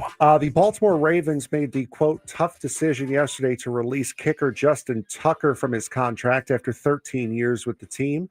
The decision comes amidst an investigation into sexual misconduct charges that have been filed against Tucker by 16 massage therapists from high-end spas in the Baltimore area. The Ravens initially said they would wait on the decision on Tucker until after the NFL's investigation was completed, but the future seemed locked in after Baltimore took kicker Tyler Loop in the 6th round of this year's NFL draft. Braden, why do athletes continue to think that they will not face repercussions for their actions? Because people that get a lot of money think they're indestructible, and it's power. And they have this like lust of power, and they think they could do whatever they want, and they think that they can control people, and it's just not going to work. Why? I mean, how many times have we seen these guys just throw away their career and their life to do something stupid? Exactly. I mean, it's stupid. It's like, what? First of all, you should be treating people like that anyway. 100%. Second of all, you have so much to lose. Like, what are you doing? Anybody advise these guys? Like, what? I mean, it's happening all over the place. It will continue to happen. And just because you seem to be at the top of the game and have a lot of money, you're not indestructible and you're not better than everybody else. And I think a lot of it also goes back to, and this is me going from personal experience, I don't know if it's changed since you're in high schools often, But I remember going to high school, the varsity players, especially football players, got away with murder just so they could be on the field come Friday night or on the court come whenever the next basketball game was. So it's kind of taught at an early age. Yeah, if you're good at a sport, especially football, that you're going to be able to get away with stupid stuff and it's well, a lot of just through these athletes stupid. for their entire life have been told they're the greatest thing on the face of the earth, and Exactly. people have looked the other way for a lot of these people. Throughout high school, and the same thing in college, and the same thing for a long time in the NFL, and then eventually it all catches up to you eventually. We had our head coach Sean Doyle say that to us when I was a player at Cathedral, and it happens all the time. I see it all the time with people that do bad things. Eventually it catches up to you. So if you're doing something right now that's is wrong, and you might be getting away with it right now, I'm telling you better stop, because you're going to get yours eventually. And I abide by it from a positive standpoint. As Brock Ungrich says, and I believe this, again, it could be on the karma thing. Good things happen to good people. Yep. Go do good, go be good, and good things will happen to you. Absolutely. Number 3. The Los Angeles Clippers are back in the news for not the smartest of reasons. Clippers president of basketball operations Lawrence Frank said yesterday that he is sticking with his aging stars Kawhi Leonard and James Harden. Leonard only played 37 games this season and is going into the offseason healthy for the first time in 5 years. Harden picked up a lot of the slack, played 79 games this season, and was solid, scoring 22.8 points per game and collecting 8.7 assists per game. But he is now going into his age 36 season next year. The Clippers already have the oldest roster in the NBA, is continuing to build around two 34-plus-year-old stars, the direction that the Clippers really should be going down. I would keep Kawhi and I'd let Harden walk. I don't know. I mean, I don't know what James Harden's got left. At least you got some connection with Kawhi Leonard and San Diego and being close to San Diego and Southern California. And he actually showed up. The problem is he never plays the entire year. Yeah, he didn't. So you got to be able to until January this year. You're paying him a lot of money to just basically play in the postseason and then hope that the rest of your team can get you in the playoffs. But the way the NBA playoffs is set up, there's a lot of teams that make it. So just got to be better than the bottom half of the NBA, and then you get Kawhi back. So I don't know if it's the best plan. I don't think keeping Harden's a great idea, but Kawhi Leonard, I like Kawhi. It's not the best plan, but it is certainly an plan. Number 4. After getting knocked out of the playoffs for the 4th consecutive year by the Edmonton Oilers, all 4 years, the LA Kings have decided to make a change. The Kings announced that general manager Rob Blake will not be returning to the general manager role next year. Blake became the Kings general manager in 2017 and did not have a contract beyond this season. Blake, a former Kings defenseman, led at Los Angeles to 5 playoff appearances in his 8 years pulling the strings. You can make the argument that Blake kept getting them to the playoffs, so he earned at least another short-term extension. But have the Kings gotten to the point where the results outweigh the appearances, or should they have given Blake another chance? It's, again, back to the expectations, what the team's supposed to be. If your expectations are to win in the postseason, then he has failed his job of winning in the postseason, and therefore he has been fired. If just getting to the postseason is satisfactory to an organization like the LA Kings, then you keep him. But I don't think just making the postseason is satisfactory to the LA Kings, and that's why they decided to make a change. 2 Stanley Cup championships in the last 15 years. That's right. Number 5. I will go quick on this one. The MLS power rankings are out for this week, and there were some small changes in the top 3. The Vancouver Whitecaps continue their hot start with a win over Real Salt Lake on Saturday and hold on to the top spot in the power rankings with the Columbus Crew, who San Diego has already beaten, and Inter Miami swapping 2nd and 3rd in the ratings this week. The Philadelphia Union and Seattle Sounders round out the top 5, with San Diego FC dropping from 8 to 9 with their win against Dallas. Fair to drop them coming off of a 3-game losing streak? Well, 3-game losing streak. I thought snapping it could keep him at the same spot. They only play once a week, but a lot of season left in the MLS. Grit Squad is open for business. Talk about that when we come back on the Braden Surprenant Show, standing as number one sports station, 97.3 The Fan.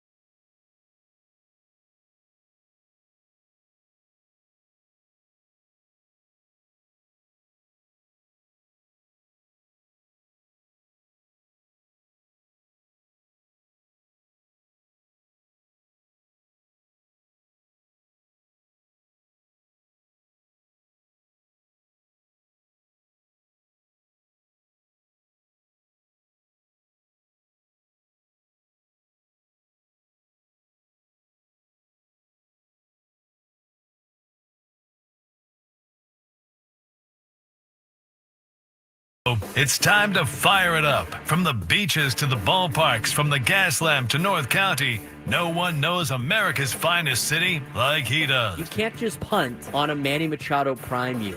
He's a fourth-generation San Diegan, born and raised in the heart of this community. Passionate, opinionated, and always bringing you the real talk on your teams, your city, and everything in between. Braden totally knows his stuff. He's ready for the next step. That guy is good. Live and local, it's the Braden Surprenant Show. But I think Braden's one of the up-and-coming young stars in the media game in San Diego. Now, here's your host, Braden Surprenant. Lunchtime hour on the Fan. The Braden Surprenant Show as we continue on this Victory Tuesday. What a game last night. What a game, what a game, what a game. Getting you ready for Padres baseball game 2 at Yankee Stadium against the New York Yankees. 3:05 Equal Water SoCal Padres pregame show. 4:05 first pitch. Michael King getting the start today for the San Diego Padres. We'll talk about that coming up at the 12:30 mark of this hour. Got some MVP votes out already. First part of the season, MLB.com asked some of their colleagues to put their MVP votes out. Might be a Padre near the top. We'll talk about that in just a little bit. We do need a contestant for a midday sports standoff coming up at 12:45. Try to take me down on some sports trivia and win a trip to Vegas to see Bruno Mars. Potentially. You enter for a chance. And then coming up in the 1 o'clock hour, keep you updated on some other sports. Stanley Cup NBA Playoffs update. As that continues to roll on, we'll also get you a preview of tonight's game between the Padres and the Yankees. That was a gritty performance last night for the San Diego Padres. Gritty performance. And how they responded to the adversity that they were given yesterday. It's not easy to go out there and deal with the weather and deal with in and out of your routines and the weather delays and still be able to beat a pretty impressive New York Yankees team, albeit not being at full strength that the Yankees are. But nobody's at full strength during the season. Padres Grit Squad is open for business. I thought last year when Mike Shildt mentioned Grit Squad, I kind of cringed. It was like the team was around 500. They'd win a couple of games. They'd lose more games. They'd bounce around 500 until you finally saw the Grit Squad emerge in the second half of the season last year. And now you're seeing it at the beginning part of this season. Mike Shildt yesterday talked about how the Padres responded not only in the 8th inning, but all day. The response from me is every night with this group. This group loves to compete and play baseball together, and regardless of circumstances, they're going to show up and they're going to post. Just got done a couple of rain delays rather over in Pittsburgh. Pro way to handle it. Boom, game starts. Let's go. Second night, game starts. Let's go. Tonight, rain delay. Game starts. Let's go. Game stops. And I knew we were going to be in a good place again, regardless. But that game got delayed for a short period of time, and told everybody what time the game was going to resume. Our dugout was full. Energy was good. Guys are ready to go take the field. Mickey's ready. So when you have guys that do that consistently, regardless of circumstances, you're going to set yourself up, especially with the ability we have to play the game right, to compete, and then things will break for you. And they broke for us tonight, and they break in different ways. And they broke with, tonight with Wadey, working a walk and have a good approach and gets his base hit up the middle. And next thing you know, here comes Manny, and then here comes Bogey. So the bottom to the top, and little things, walks, and nice approaches lead to bigger things with the double and Bogey's clutch 2-run go ahead, game winning, turned out to be RBI. Team comes ready to post every single day. They come ready with fire. They come ready to go out there and compete. This is an exciting team to watch. This is a team that you can back. This is a team that you can roll into any town and just be like, we ain't here to mess around.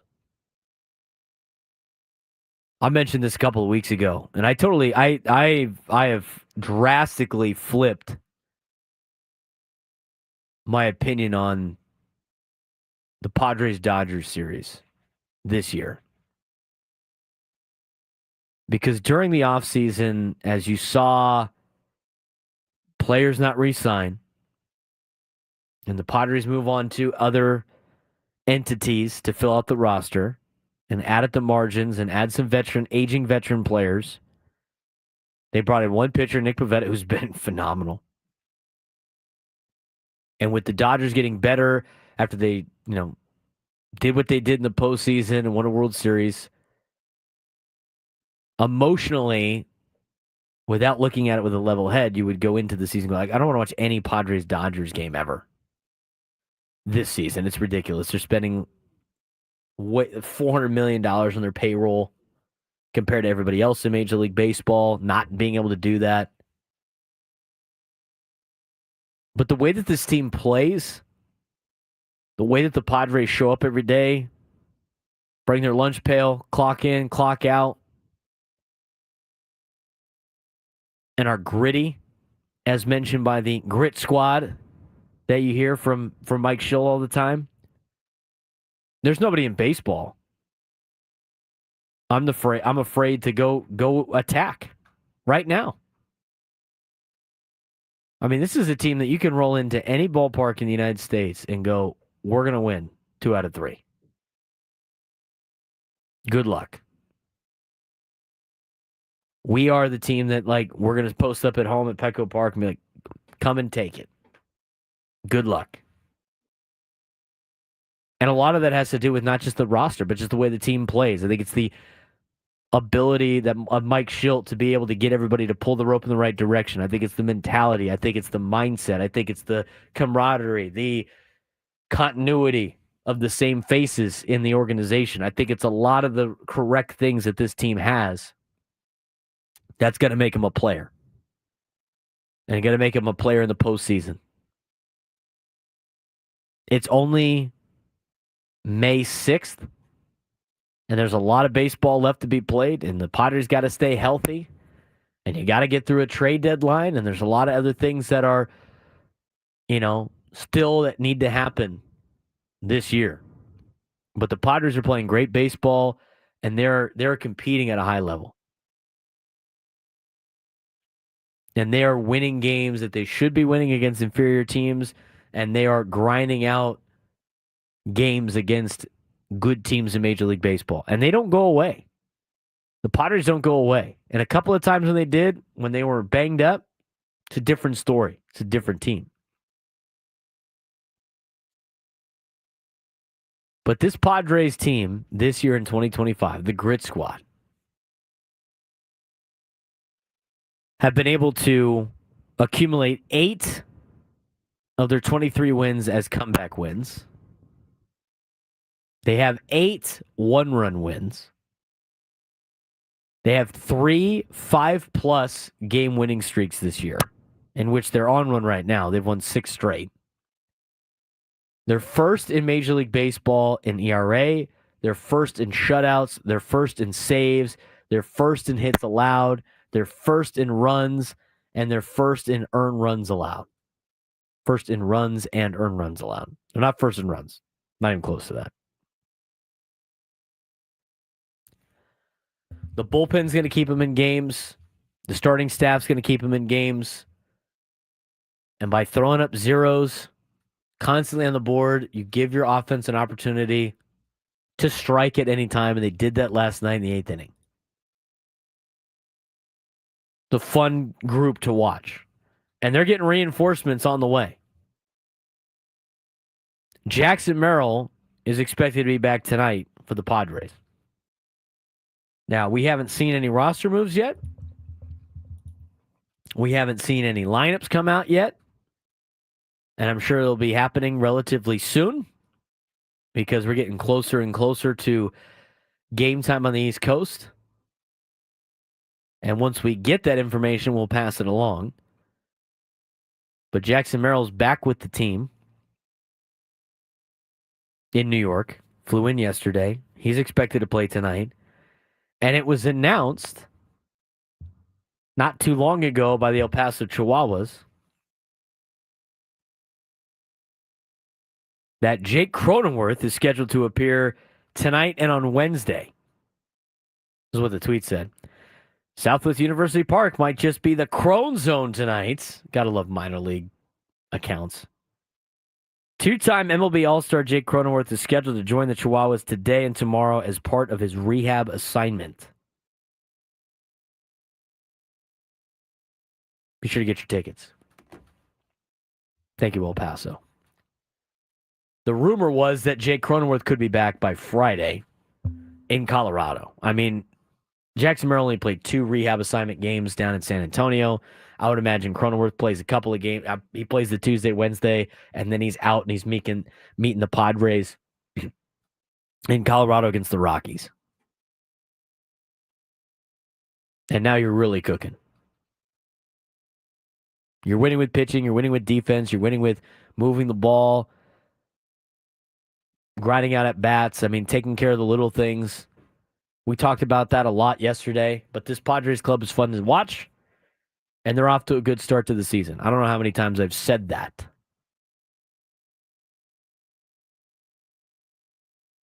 I wouldn't be ready to buy your World Series tickets yet. Got to be able to make it through the entire season, but you got to like what you're seeing right now. Didn't even have Jackson Merrill last night. And Fernando Tatis Jr. didn't even have that great of a night. 0 for at the plate, back-to-back 0 for appearances. Not worried about Fernando because he's still the best athlete on the field. And he might be already an MVP favorite. First MVP votes are out, according to MLB.com. Where's Fernando rank? We'll talk about it when we come back on the Braden Surprenant Show, standing as number one sports station, 97 through the Fan.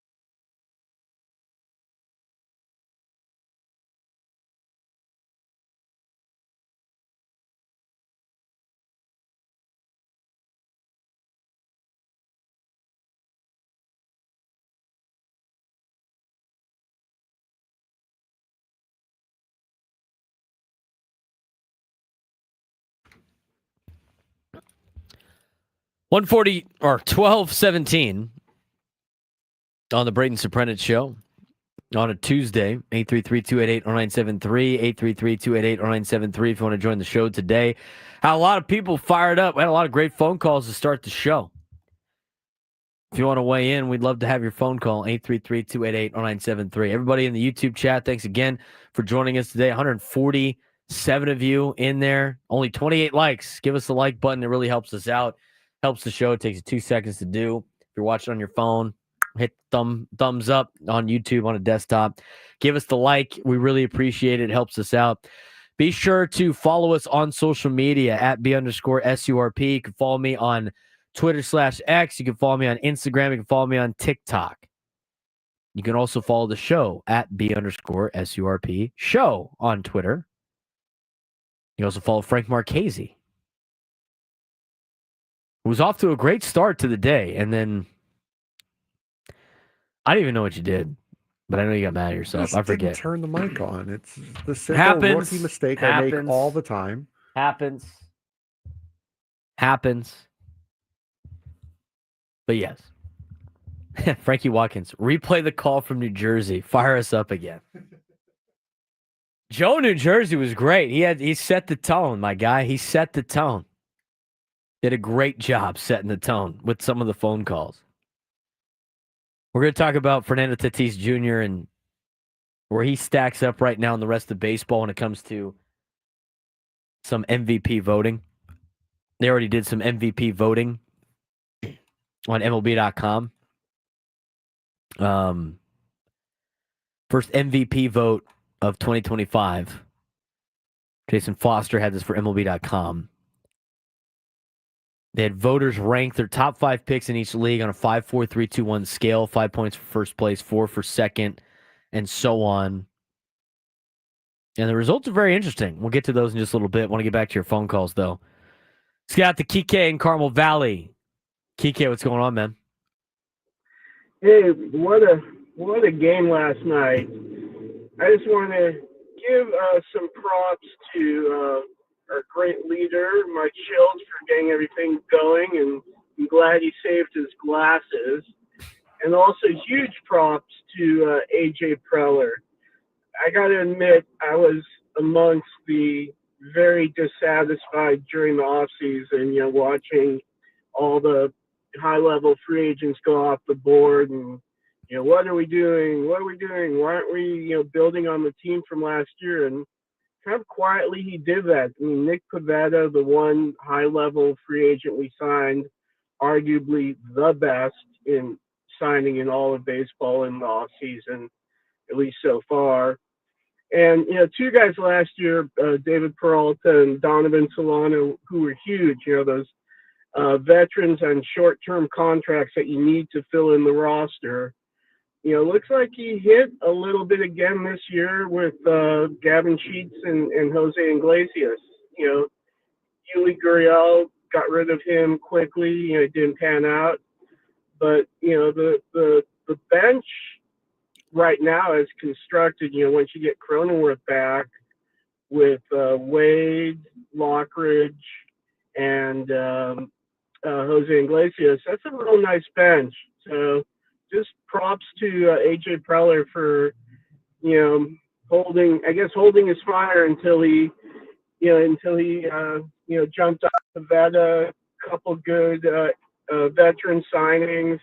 The bullpen is just insane. The Yuki Matsui signing from last year looks a lot better. Wandy Peralta also, looks a lot better over last year. So I'm just super happy. Yeah, absolutely, Kike. Just like most Padres fans are. The roster construction's great. They're going to get some reinforcements in the bullpen coming back. John Reynolds just looks really good in his rehab assignment. So the bullpen that's already been the best in baseball will get an upgrade. They're expecting to get an upgrade in the starting rotation with Yu Darvish at the end of the month. Jake Cronenworth is expected to be back by Friday. If all reports continue to be positive, he's going to have his rehab assignment Tuesday, Wednesday, today and tomorrow in El Paso. And the Padres have built together a pretty good team, pretty good roster. And sometimes you got to let some of those players go. like the Kyle Higashiokas and the Donovan Solanos and the David Peraltas. Got to be able to find other pieces to add. And I think AJ Preller's done that so far this year. And we'll see what they got in store at the trade deadline. But we still got a long way to go before then. Kike, appreciate the phone call. Let's get out to Susan in San Diego. Susan, what's going on? Hey, Braden, how are you doing today? I'm doing well, Susan. Always excited after a big Padres win. Oh, my God. Was it ever a better time to be a Padre fan? It is just incredible.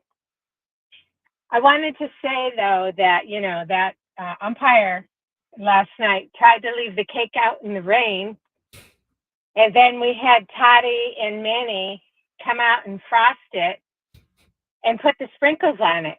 It was an incredible, incredible inning. But one thing I did notice is in the seventh inning, did you notice when they flashed over to the Padre dugout, you had some words coming off Shilt's lips too.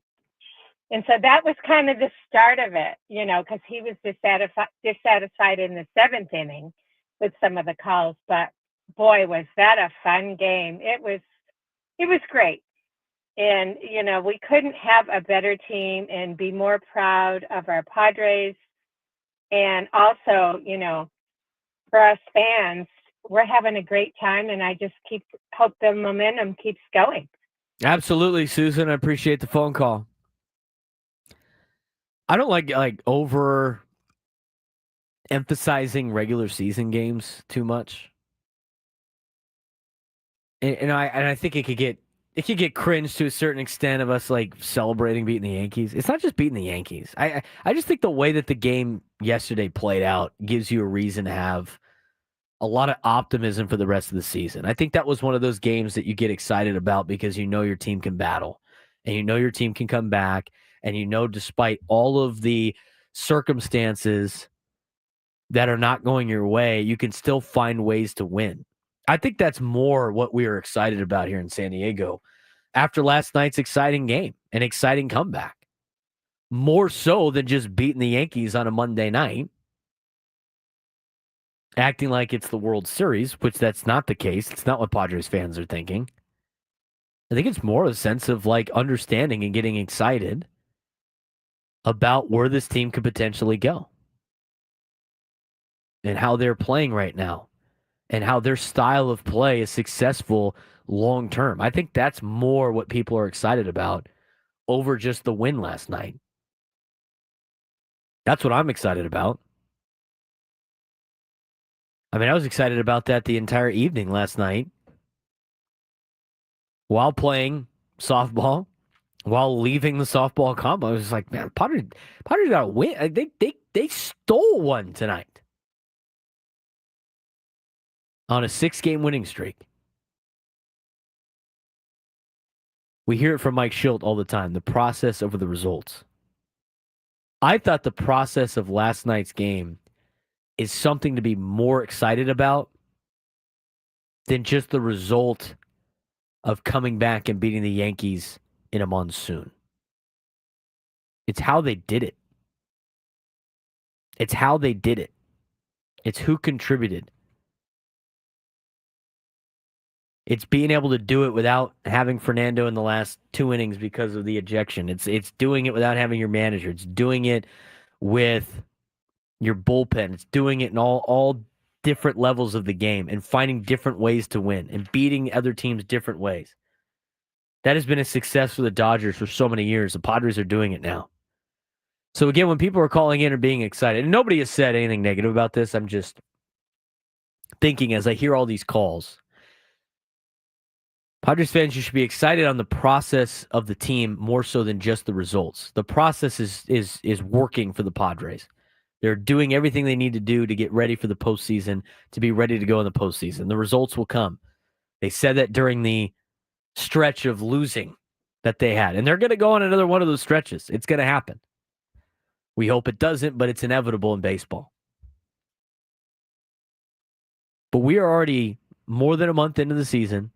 We've seen how this team plays. We see how they operate. We see how they conduct themselves. We understand now as Padres fans that this team can go on a run and not only make the postseason, but make a run in the postseason. And that's why Padres fans are excited today. The process has been pure. It's been established by Mike Shildt. The organization is bought in with the players, and they're playing really good, competitive baseball that plays in every ballpark and plays at any time in the year.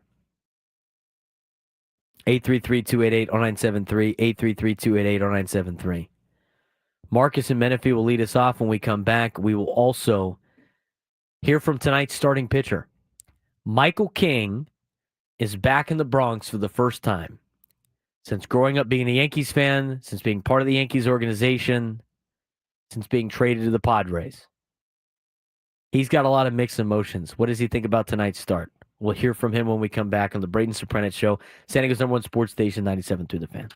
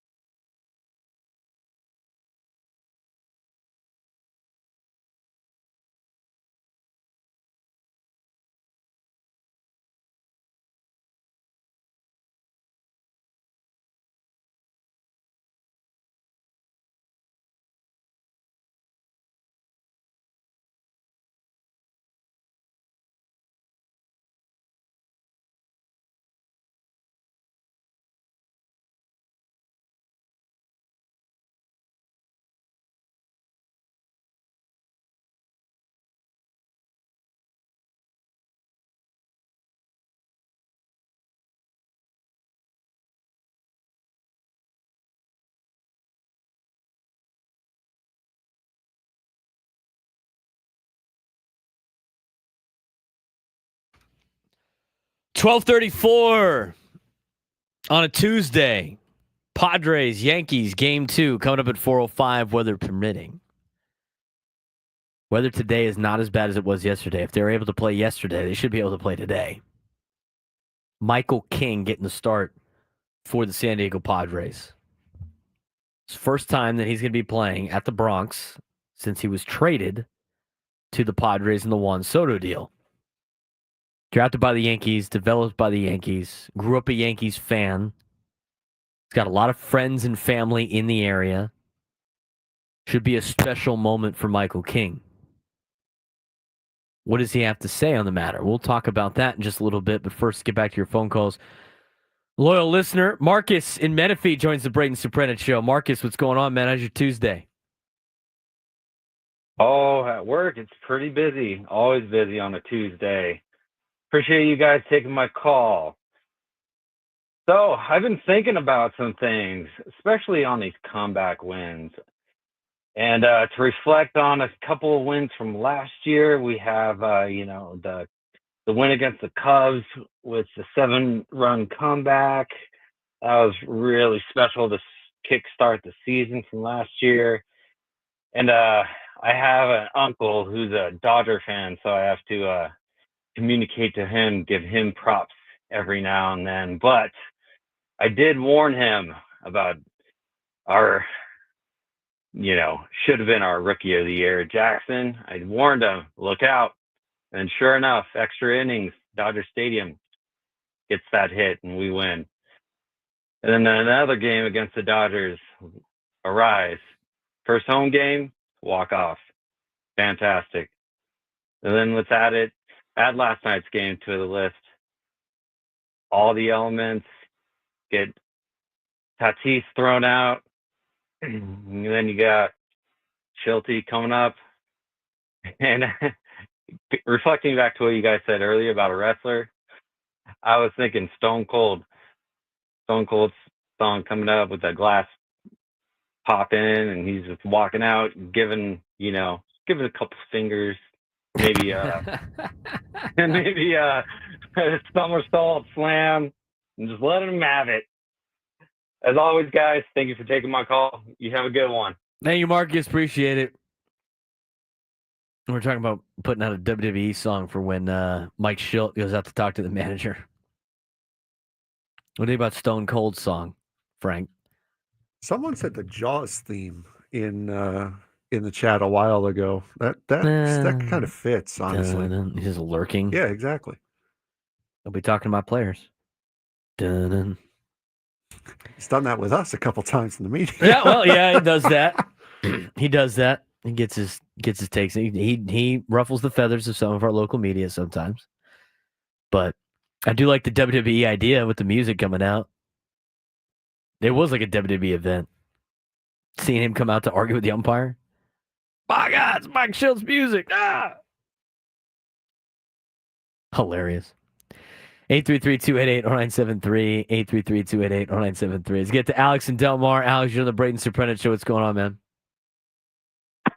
Hey, I'm just totally stoked about the game last night. It was so much fun. Just love how they're continuing what they did last year, and I think they'll be in good shape going throughout the season. I feel really good about them, and going to the playoffs too. Give the Dodgers a really good run for their money and can catch them off guard and beat them. I think so too. Alex, appreciate the phone call. We do have to get some contestants for the Midday Sports Standoff. I have an opportunity to take me down in trivia and win a trip to be entered in a chance to win a trip to Vegas to see Bruno Mars. 833-288-0973, 833-288-0973 for the Midday Sports Standoff. Continue on with some of your phone calls. Kathy in Oceanside, you're on the Braden Surprenant show. What's going on, Kathy? Hi, I just want to say, what a lot of callers call about the wins. I think that game last night was important because if anybody listened to Mike after the game, he said himself and the players have respect for anybody that's on the field. I think Mike is really getting this team together as a team. And for me, being a Philly fan for a long time, I was from Philly till I moved here 10 years ago. Dad said you root for the home team. This team cares about getting someone else the home run. It's not about themselves. And I think they play gutsy baseball like I watched. Oh, we're losing Kathy. Appreciate the phone call, Kathy. He's saying the right things. Absolutely. Getting to pull the rope in the right direction. I'm going to let Frank, we got to see if any of these are contestants. I did the fatal mistake of getting phone calls during the deal of getting a contestant for the game. So if you're calling in for the game, 833-288-0973, 833-288-0973. If not, then, you can still call in and talk as well on the Braden Surprenant Show. I do want to get to the Michael King sound before we get to the Midday Sports Standoff. Let's let Frank deal with a lot of that stuff. What do we got here? So 4 is for the game, and the other 2 are for, or somebody else is for. All right. Let's get to some of the Michael King stuff before we get to the Midday Sports Standoff, because I want to get to this. Michael King coming back to Yankee Stadium. Here's Michael King on returning to Yankee Stadium as he's with Bob Scanlon. Michael, how strange is it to be in the visiting clubhouse right now? It's definitely different, but a lot of familiar faces still over here, so it's been good so far. What were the emotions coming to the ballpark today? Did you have a lot of flashbacks of things, or just what were you feeling? I mean, obviously the energy in New York's great. Seeing the stadium is cool, like the normal drive up, but I mean, we got a job to do, so it's a focus on getting outs. Mostly good memories here, though, for you? Of course, yeah. I mean, we had a great team, great staff, a lot of wins. It was a really fun time. Have you thought much about facing old teammates and what that might be like? Definitely weird to scout against them. I've seen Judge swing the bat thousands of times. I've never once tried to get him out, so it'll be a very hard challenge, but it was a fun time scouting them and trying to see their swings in different ways than I normally am used to. Are you anticipating at all there being a moment as they're walking up to the plate we might have a quick eye contact, or is it going to be all business, so you just have to see how it plays out? There will definitely be eye contact, but I gotta make sure I stay locked in, because obviously that's the best in the big leagues. A lot of stuff right there for Michael King. Rapid fire questions for Bob on Michael King's start tonight at Yankee Stadium. It was kind of interesting seeing him, put together the scouting report for Aaron Judge. And here's a little bit more on Michael King studying for Aaron Judge, as that's going to be an interesting matchup. And he told us before he went out to New York, before they hit the road trip, that he's going to try not to laugh immediately when Aaron Judge steps in the box. They're still pretty good friends. How did he do studying his friend Aaron at the dish?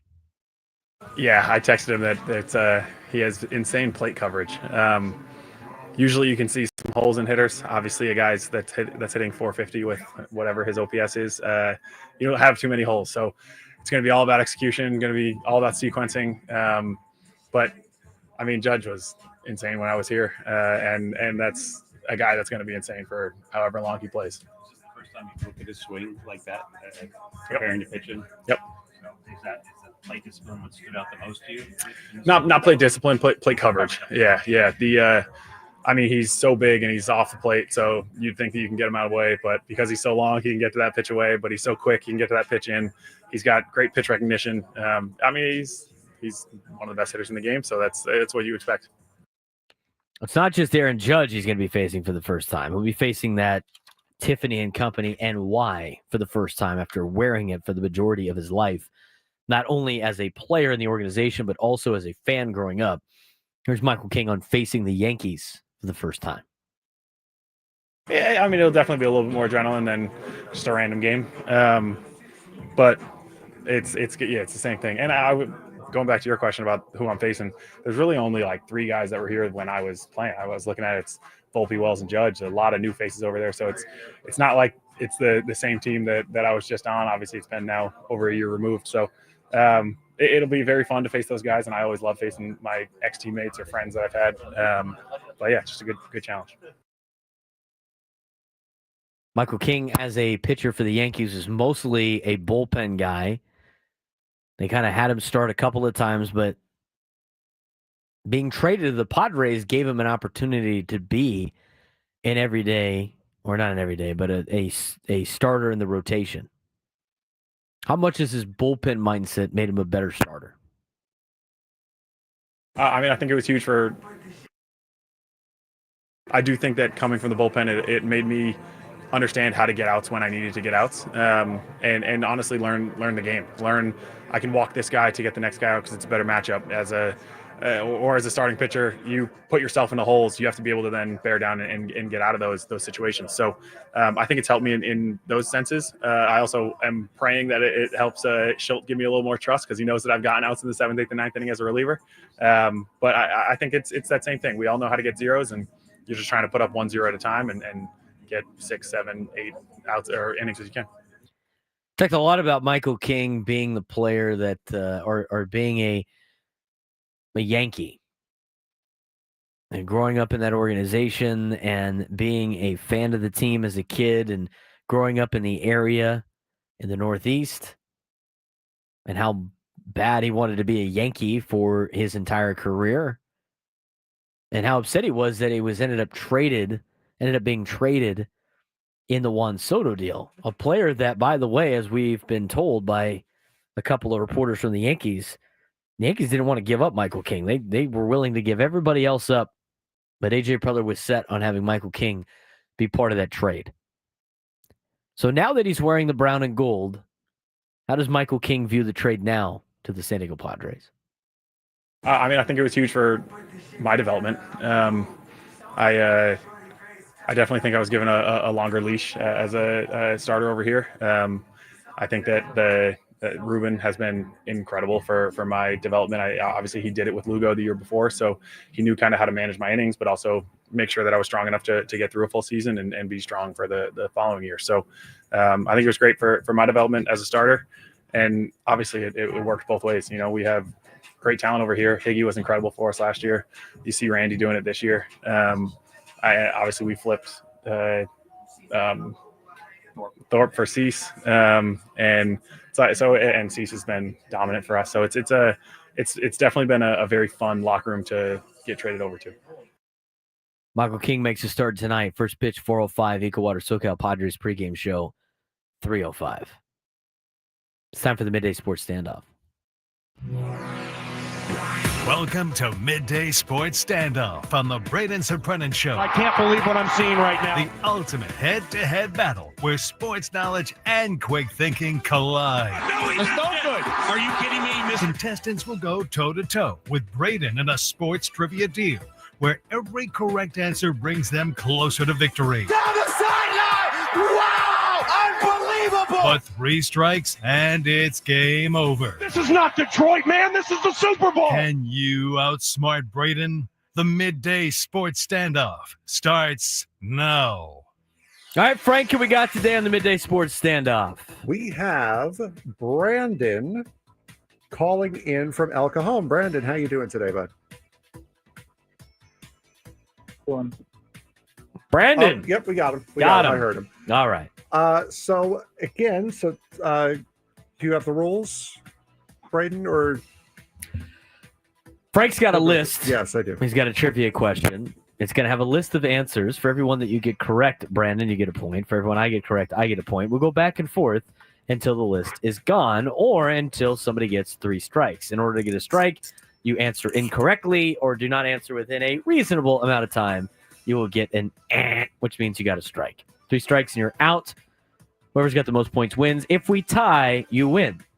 Because we like giving away prizes on the Braden Surprenant Show. You are playing for an opportunity to qualify for a trip to Vegas. And once that loads up on my computer here, you'll have a chance to win our grand prize, a trip to see Bruno Mars in Las Vegas, including 2 tickets to his show at Dolby Live at Park MGM on September 3rd, 2 nights stay at Park MGM, and a $100 gift card. Tickets are on sale now at Ticketmaster.com. If any answer to the trivia question appears multiple times, you'll get multiple points for said answer, but I don't think that's the case today, Frank. It is not. Our trivia question today, now I learned from yesterday when I put up a question that had 200 possible answers, not to do that again, so I lowered it. Now we have 20 possible answers. Who was in the lineup for both the Yankees and the Padres for Game 1 of the 1998 World Series? So all starting 9 and the pitcher for both teams are eligible for this contest. So, Brandon, we will start with you. Who was in the Padre or Yankee lineup for Game 1 of the 1998 World Series? Well, I'm going to take the easy one off the board and go with Tony Gwynn. Correct. Tony Gwynn was batting second for the Padres that night.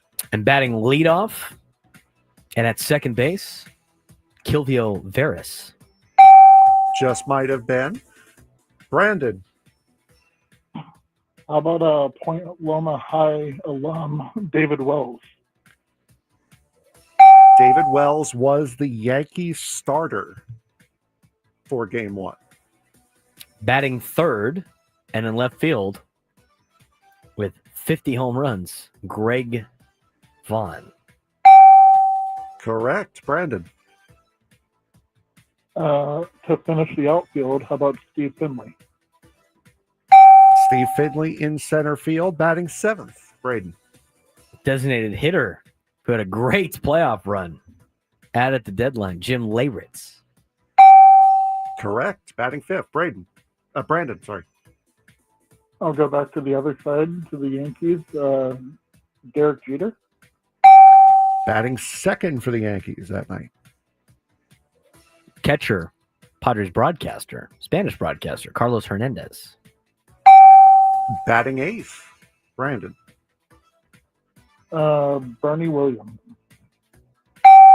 Bernie Williams batting fourth for the Yankees in center field. How many we got? You got two, how many Padres three more Padres, not including the pitcher. So four more Padres left. Starting pitcher was Kevin Brown. Three Padres left, not with the starting pitcher taken. So both starters have been taken. Brandon. Was Wally Joyner at first base that night? Yes, he was. He just might have been. Yes, he was. And Chris Gomez was at shortstop. One Padre left. Rest are Yankees. Is it Caminetti? It is Caminetti. Only Yankee is left. I like his name. Chuck Knobloch was a leadoff hitter for the Yankees in 1998. And he was the leadoff hitter that night as well. How about Tino Martinez? First baseman. Scott Brocious. Batting seventh and third. I don't know if I'm early on this, but Posada? Behind the plate, batting eighth. We have three more possible answers. All team name recognition. Designated hitter Chili Davis. Two left. So, Brandon, if you get this one wrong, you got to hope Braden doesn't get the last one. If you do get it right, it's most likely going to be a tie, so you'll be entered in. Who are we missing? Peter, I said Williams. You said Brocious, right? Oh, Jesus. Joe Girardi? No, Girardi was not in the starting lineup. So, Braden, we've said if you get it wrong, it's going back to Brandon. Who have we said on the Yankees? Knobloch, Jeter, Williams, Davis, Martinez, Brocious, Posada. Oh, what's his name? He's like, it's a famous Yankee. There's so many famous Yankees. Was he in Seinfeld? Paul O'Neill? Oh! Paul O'Neill. You got it. So that will do it for the game because now Brandon can't beat or tie. He can't tie? No. Oh, because he had the one answer. Yep. So Braden. I have no takes idea who the last guy day is. 2. It would have been the left fielder batting ninth, Ricky Ledee. Ricky Ledee. I've Would have never been heard the of him. last one. Never heard of him. All right. It's 2 in a row. We're on a hot streak here. So are the Padres, for that matter. Yes.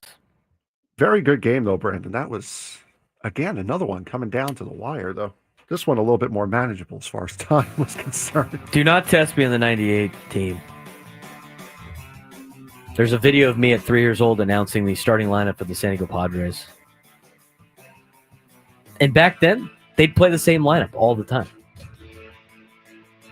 When we come back, we'll get you an update on the Stanley Cup playoffs and the NBA playoffs as well. We will also get back to your phone calls and a couple things that we didn't get to involving the Padres. Coming up next.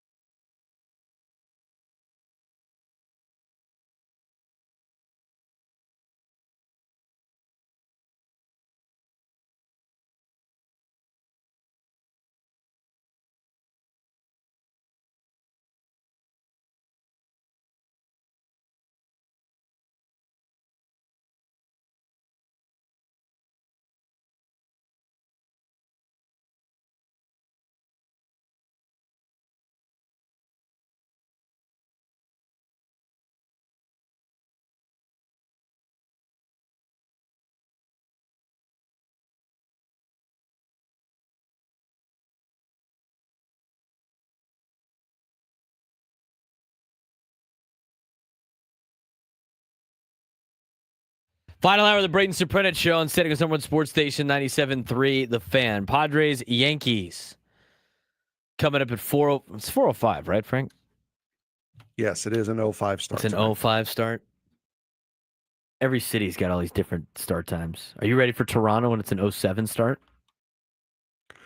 It doesn't matter to me anymore. I'm not producing the games anymore. So I'm ready for whatever time they're ready to go. One of those days we're off. On a Thursday, they play at like 10:07. Yeah, I think that's the 22nd, is it not? Yeah, it's near the end of the month of Yeah, May. it's the 22nd. It's the first Thursday game of the year. We got 05 starts in New York. We got 40 starts in Colorado and 10 starts, like they are here at Petco. 40 starts all through the Angels series. We all know the home start. 07 starts in Toronto. Atlanta doesn't do the 20 starts anymore. They've always done the 4:20 Pacific time start, the 7:20 starts. It's now a 4:15 start when they go to Atlanta. I always find it odd, like some of these start times in some of these cities. 40s, 45. Milwaukee's 05 on a Sunday, a 35, a 10. Arizona's got a 4. That's usually national broadcast, like the 4:15 on a Saturday. Cincinnati's got 10s. Philly's got the, they do the 30s. They got a 3:30 start in Philly. Yeah, a lot of the East Coast is still doing the 7:10s. Which after these 6:40 starts, I'm kind of used to that now, so I kind of like the 6:40 better. But how about this? We got coming up. We got a Wednesday, July 2nd. Knocks us off the air. Against the Phillies. You get the Phillies at 10 in the morning, and then they have July 3rd is Thursday, and then we have that Friday off into a weekend. Could be a heck of a Thursday question or Thursday show for us. Off day Wednesday, show Thursday. Independence Day Friday, Saturday, Sunday. Wow. Gotta get used to getting these. I fought for so long. I fought for 6 years to be working Monday through Friday every single day here. I finally got it.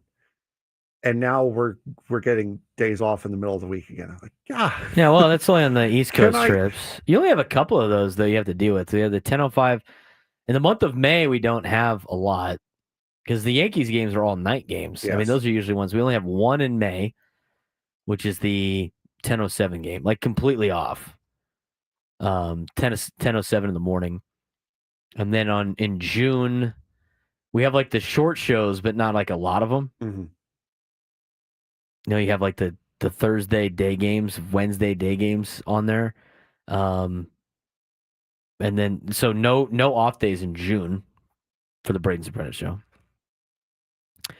July, they got the 10:05 start, July 2nd against the Phillies that we talked about already.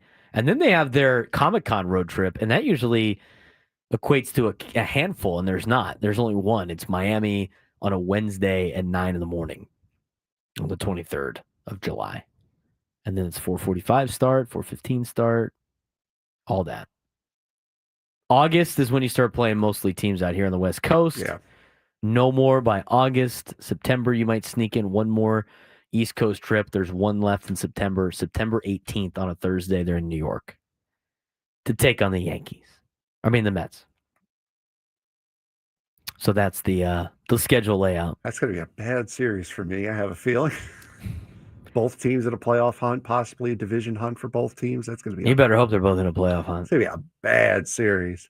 I'd rather one of them not be, honestly, because that takes a little bit of pressure off the series. I think it'd be great. I just want to hear your reaction. I want to hear you and Joe, New Jersey, duke it out for 3 days. That's must listen, right? It's appointment listening. It will be. Yes, it will be. Here's what we do. We have you go to the other room and we have you call in as a disgruntled Mets fan. WFAN style. Put you as one of the callers. Let's let you rant. But we need that phone sound in the back. We need that phone sound. That classic sports talk radio phone sound. I'll try to pick up a. I guess you could record it and then put phone on there on Adobe. Yeah. And then play it. That'd be pretty good. I'll try to pick up a rotary phone from somewhere. We got a long way to go before we get there. We also don't have a lineup yet.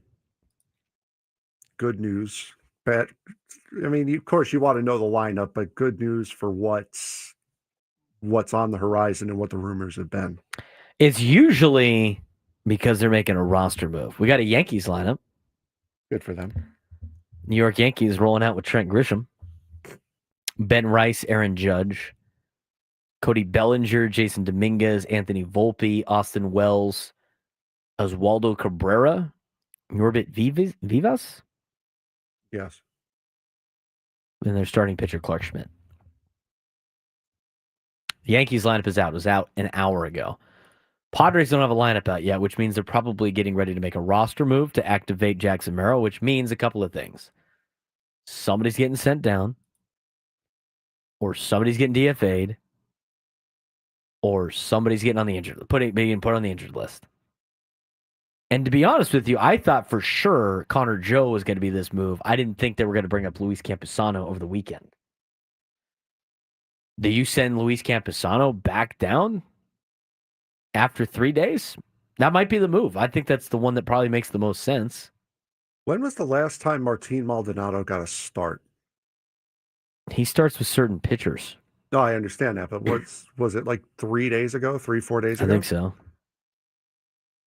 They're going to keep him on the roster. No, I get that, but that corresponds with them bringing Campusano up. So maybe Martin, and this is pure 100% speculation here, but maybe Martin's dealing with something, which is why they brought Campy up unexpectedly. Maldonado played last night. Oh, he played? Oh, he didn't start. He played last night, though. Okay, well, he did come in late. There goes that. I like where your head was at, though. That was thinking outside the box. But yes, if I didn't realize because they had him play last night because of they pinch hit for Diaz and they didn't want Campusano to catch. The only other guys I can think of would be Campy or Oscar Gonzalez. That would be it. Those would be the only other two. Oscar Gonzalez is a player that he's not out of. It was weird. He wasn't out of options, but he had like a clause where he can opt out if he's not brought up to the big leagues by a certain time. So he's not like a protected player where a guy like Campusano is. T. Wade is also not a protected player. Like you'd have to pass him through waivers again. So to me, okay, Maldonado started on Saturday. It would either be Campusano or Oscar Gonzalez. It's probably going to be Campusano, probably. How many more options does he have? Because he went down last year also. Going down at the beginning of this year, used an option, so he would have used two of the three already. The options only count as one per year now. Oh. Okay. So just using one this year counts as this year's option, and then he can go back and forth. But I look at, you brought him up to face a bunch of left-handers. You got a right-hander today. You got a left-hander again tomorrow. Maybe Oscar Gonzalez is hurt. Hey, man. Wrist is acting up, isn't it? No, it's acting up. I'm going to put you on the injured list. It's got to be one of those moves. I can't imagine it being something other than that. He's played the last 4 games. I know. It's either Campusano or Gonzalez. You have to make a decision, or you place somebody on the injured list. Is it Iglesias? Probably not. So, it's probably going to be my guess now is as I talk about it out loud and as we discuss, I would imagine Merrill comes back and Campusano gets sent down. But then, what was the point of bringing him up? To face the left-handers in those 3 days. I mean, he didn't really do anything in those. He's only up to be a DH. He's not up to be a full-time catcher. Now, here's the other question though. I mean, Oscar Gonzalez's days have to be numbered, right? Yeah, because you got to find you have someone. Jake Cronenworth coming on Friday. I mean, these are problems that are not problems that really, they're not bad problems to have. No. But who's going to go down on Friday? At least with you, Darvish, whenever he comes back, it's a pitching thing, and there's a lot of ways that you can deal with the pitchers. The one thing that I could see possibly with keeping Camposano up, and this would be my argument if I were fighting for him, yes, he's 0 for 6, but he's drawn 4 walks in 3 games. He's had productive at bats. He hasn't been That's like going to get you. That's a guy who's going to try to get on base for you. when you're facing a lefty tomorrow. Yeah, and Max Fried, the best the Yankees have. Best pitcher in baseball right now. And you wonder why the lineup's not out yet. I mean, they obviously had a plan put in place, but it's interesting to see what they decide to go with. And once we get a lineup and a roster move, we will pass that along. 833-288-0973. 833-288-0973. Juan in Oceanside, you're on the Braden Surprenant Show. What's going on, Juan? Not much, Braden. I was just thinking about what you were talking about Pivetta earlier, about him being a fiery pitcher. And Mark Grant keeps comparing him to Kevin Brown. And I know a lot of older Padres fans don't really like him for, I don't remember the reasons, but he was not that great I'm of a aware guy, Juan. He was kind of okay. I can't describe him on air, the words that I've been told of what he was like. And I've gotten that from multiple people. In fact, funny story. My mom, when she was just out of college, the guy she was dating at the time actually played with Kevin Brown in the minor leagues. She said the exact same thing. So, not a well-liked guy, Juan. So that's not the same comparison. Yeah, that's why the old Padres fans don't like him. And he ended up signing with the Dodgers for a lot more money after the end of the season. It was a 1-year deal that he had Kevin Brown. But it wasn't because of how fiery he was on the mound or how legit he was. It was more of as he was as a dude off the field. Okay, that makes a lot of sense because one of the memories that was unlocked for me with Mark Grant continuously comparing him to Kevin Brown was my uncle had a bunch of VHS tapes where he recorded the 98 postseason run that the Padres had, so the divisional championship and World Series.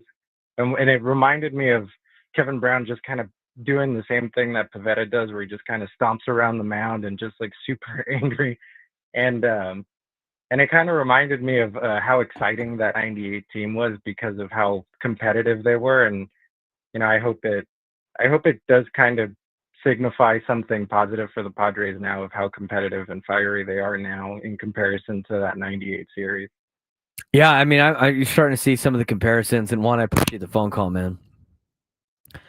But, you know, you look at this team's really talented. It's hard. You can't compare two teams to each other until the end of the season. But, you know, you got that Pivetta kind of red ass Kevin Brown red ass look from him. I mean, the way he was marching around yesterday at Yankee Stadium, I could see it. I could see the Kevin Brown in him a little bit. God, he was electric in 1998. Again, just Padres fans don't like it because he wasn't that great of a guy. And then he ended up going to the Dodgers like the next year for more money, and just this is never going to sit well with Padres fans. 833-288-0973, 833-288-0973. We're going to get to Dexter in Spring Valley when we come back and get you an update on the NHL and NBA playoffs. And then there's a lot of players that are due to have some big contracts in Major League Baseball. Is it a good idea? I think we've started to talk about how it wasn't a good idea with some of the Padres players that we have. We'll talk about that to finish up the show as we continue on the Braden Surprenant Show, sending us on Sports Station 97.3 The Fan.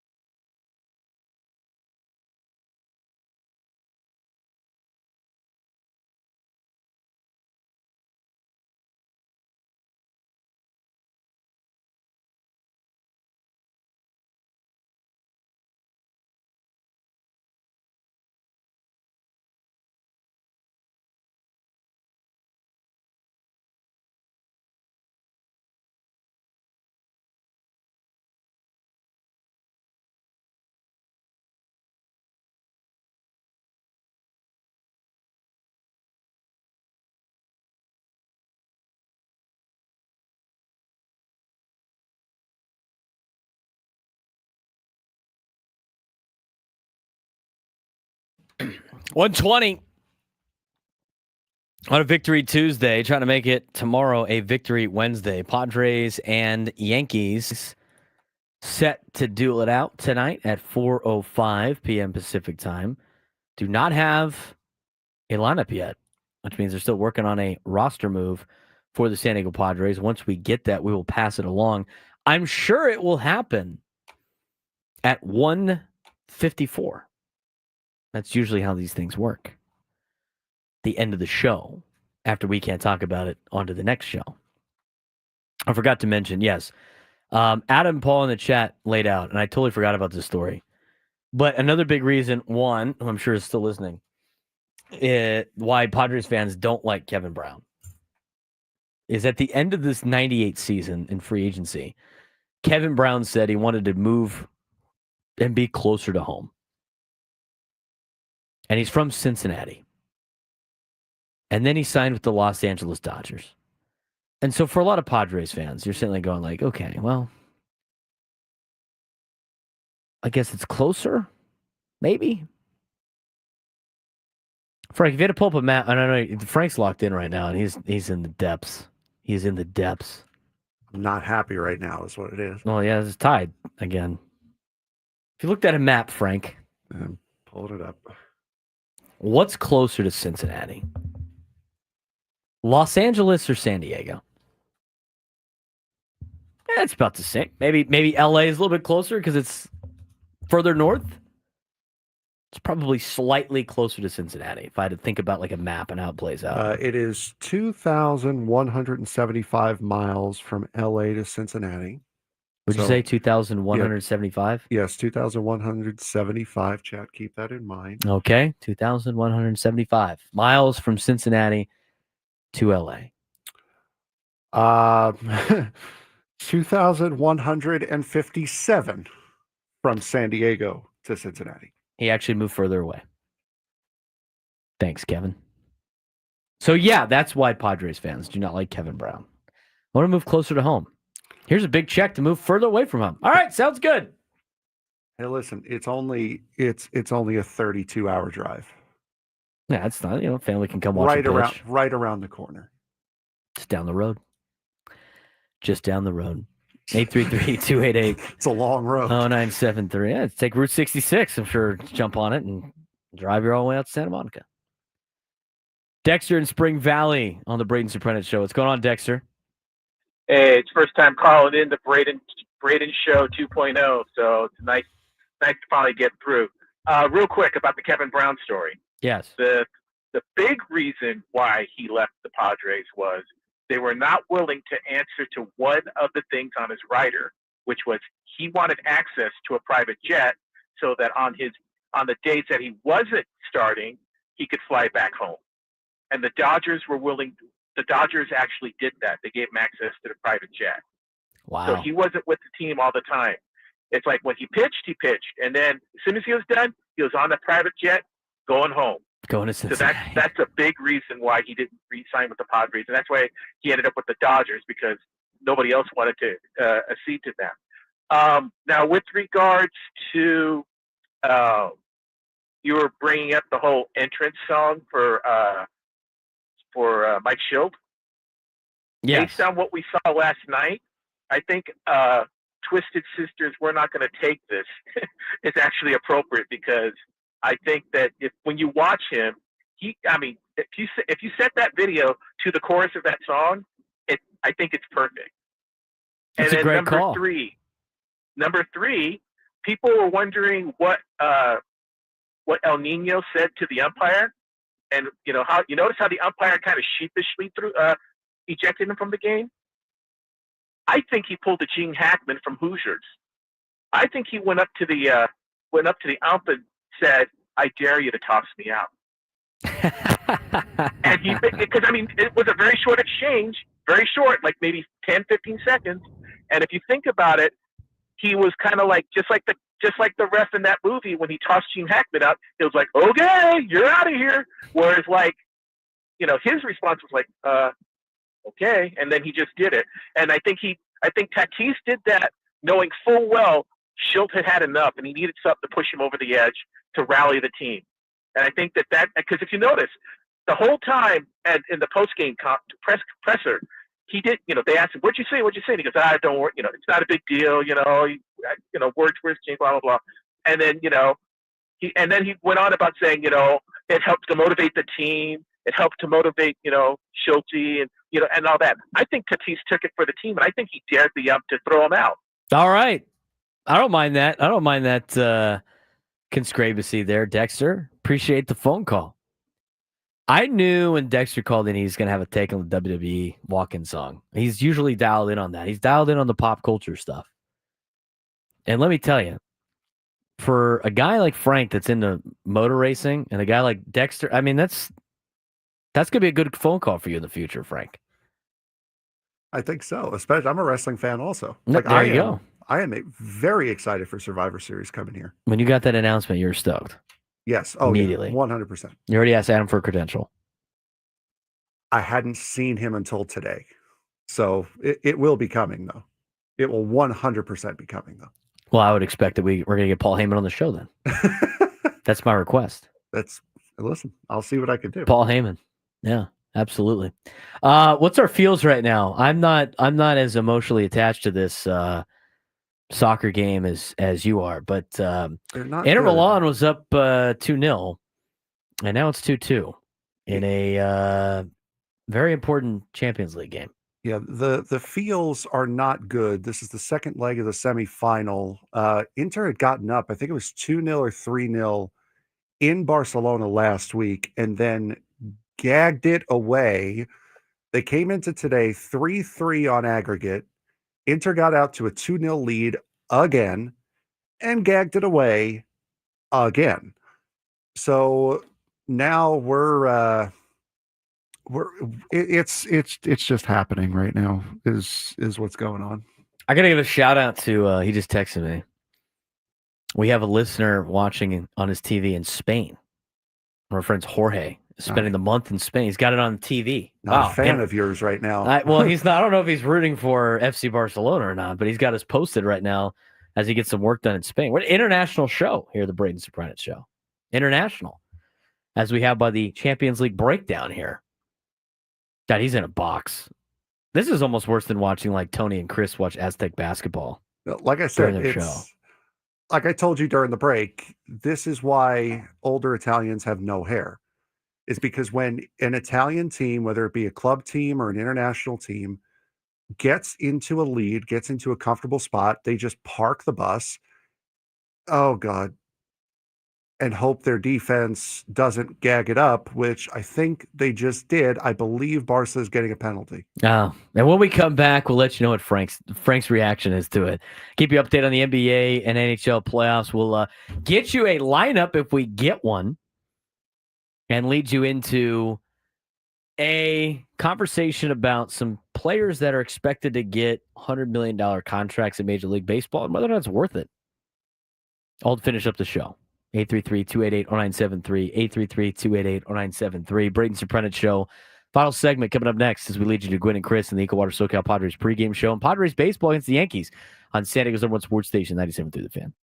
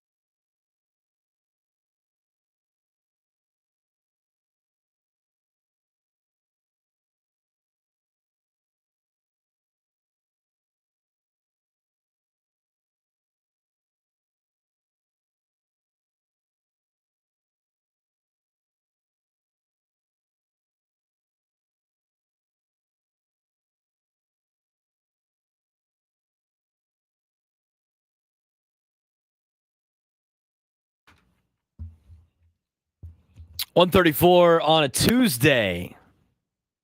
A little 49 Winchester for you on a cloudy Tuesday afternoon in America's finest city. Everlasting Lover is the name of that song. I love that song right now. I don't go to Stagecoach. I don't go to Coachella. I don't go to any of those things. I'm not really into the... I like music and everything. I'm not really into concerts or festivals. But Stagecoach had 49 Winchester and Treaty Oak Revival, and those are two bands I'd like to see. And that was the only missed out feeling I had with missing Stagecoach. But anyway, I digress. How are we feeling, Frank? Not great. Still. Not great, No, Bob. I'm seeing... Not great, Bob. I'm seeing Inter playing in the defensive half way too often for my liking at this point. Well, it wasn't a penalty kick, so No, you're it was okay. not a penalty kick. It was about as close as you could be to being a penalty kick without it actually being in the box. But oh, man. It This wasn't guy's good. stressed out. Yes, I am. Super stressed out. This game's going to be like wrapping up right near the end of this show. And the transition between Gwen and Chris and our show is going to be they're hysterical. They're going to have a guest. They're going to have an in-studio guest. In-studio until guest. This game is over. I like it. I like it. Won't be saying anything, but I'll be here. This guy's going to be locked in. They're not the only playoffs we got going on, Frank. No, they are not. And thank you for allowing me to turn my attention away for a second. NBA last night, the New York By the way, the Knickerbockers. song's coming back. Yes, it is. It is coming back. The New York Knickerbockers beating the Boston Celtics last night, 108-105, final in overtime. Big takeaway from the game last night, besides that this is the first time the New York Knicks have beaten a top team all season. Boston Celtics missed 45 three-pointers last night. 45. At what point? How many did they attempt? I don't know. They missed 45? They missed 45 three-pointers. At what point do you go, maybe we should stop taking I don't think these. this is working. Maybe we should stop pulling the trigger on this. Shoot or shoot, Frank.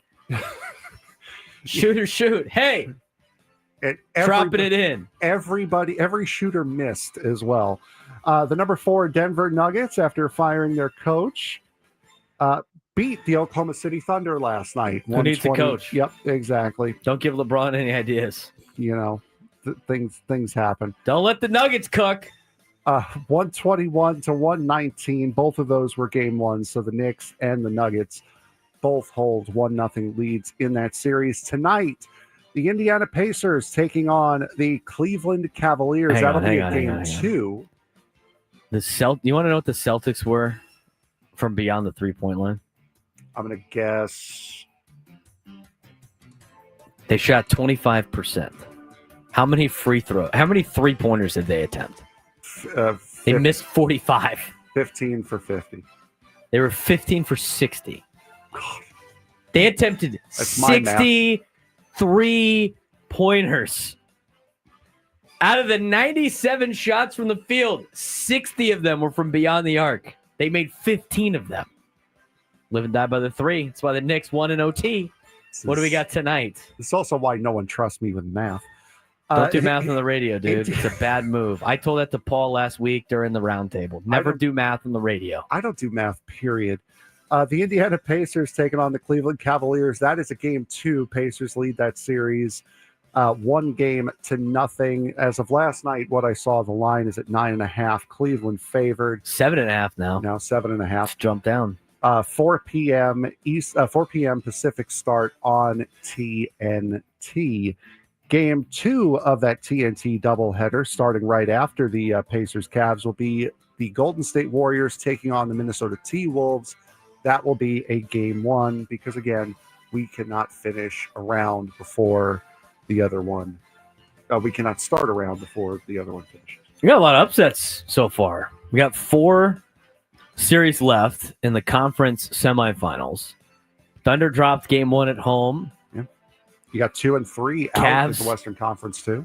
Cavs dropped game 1 at home. Celtics dropped game 1 at home.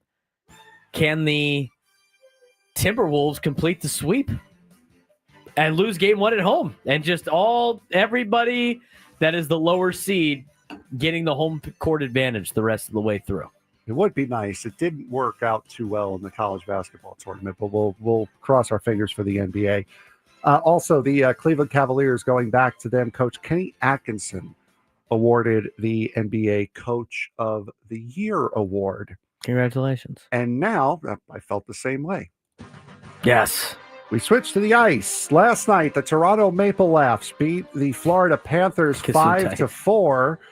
That was game 1 of that series. So Toronto, after giving every single fan in Toronto a heart attack, after almost dropping that series to the Sens, take game 1 against the reigning defending Stanley Cup champions. Tonight we get the Hurricanes and the Caps. Hurricanes favored in this one on the road, 4 o'clock ESPN, Oilers and the Golden Knights. 6:30 in the Western Conference, second round, game 1. That will start tonight at 6:30. That's your ESPN doubleheader. You got a TNT doubleheader in the NBA. Same exact times as well. ESPN doubleheader in hockey. Oh, by the way, the Padres are playing during that time, too. Well, you know. The New York Islanders, winning the NHL draft lottery and will have the number 1 pick in this year's draft for the first time since they drafted John Tavares back in 2009. Is that why that's in our report today? Yes, it is. Because the Islanders got the number 1 pick. Islanders, Sharks, Blackhawks, Utah, Preds, your top 5 picks in the draft. Flyers, Bruins, Kraken, Sabres, Ducks. Anaheim in top 10. So those are your picks for the NHL draft lottery, which was done last night. And that's your daily Stanley Cup NBA playoffs update. There you go. On the Braden Surprenant show. Did you see this? It's a dumb question to ask you because I showed it to you earlier today. But just in general, a Colorado fan, we didn't have this in the sports thread because it happened after we made the sports thread. A Colorado Buffaloes fan is suing the National Football League for causing him, quote, emotional distress and trauma, end quote, after Shedeur Sanders fell to the 5th round in the NFL draft. He is seeking $100 million for the harm the NFL caused to his well-being, plus he is seeking an apology and a more fair draft process.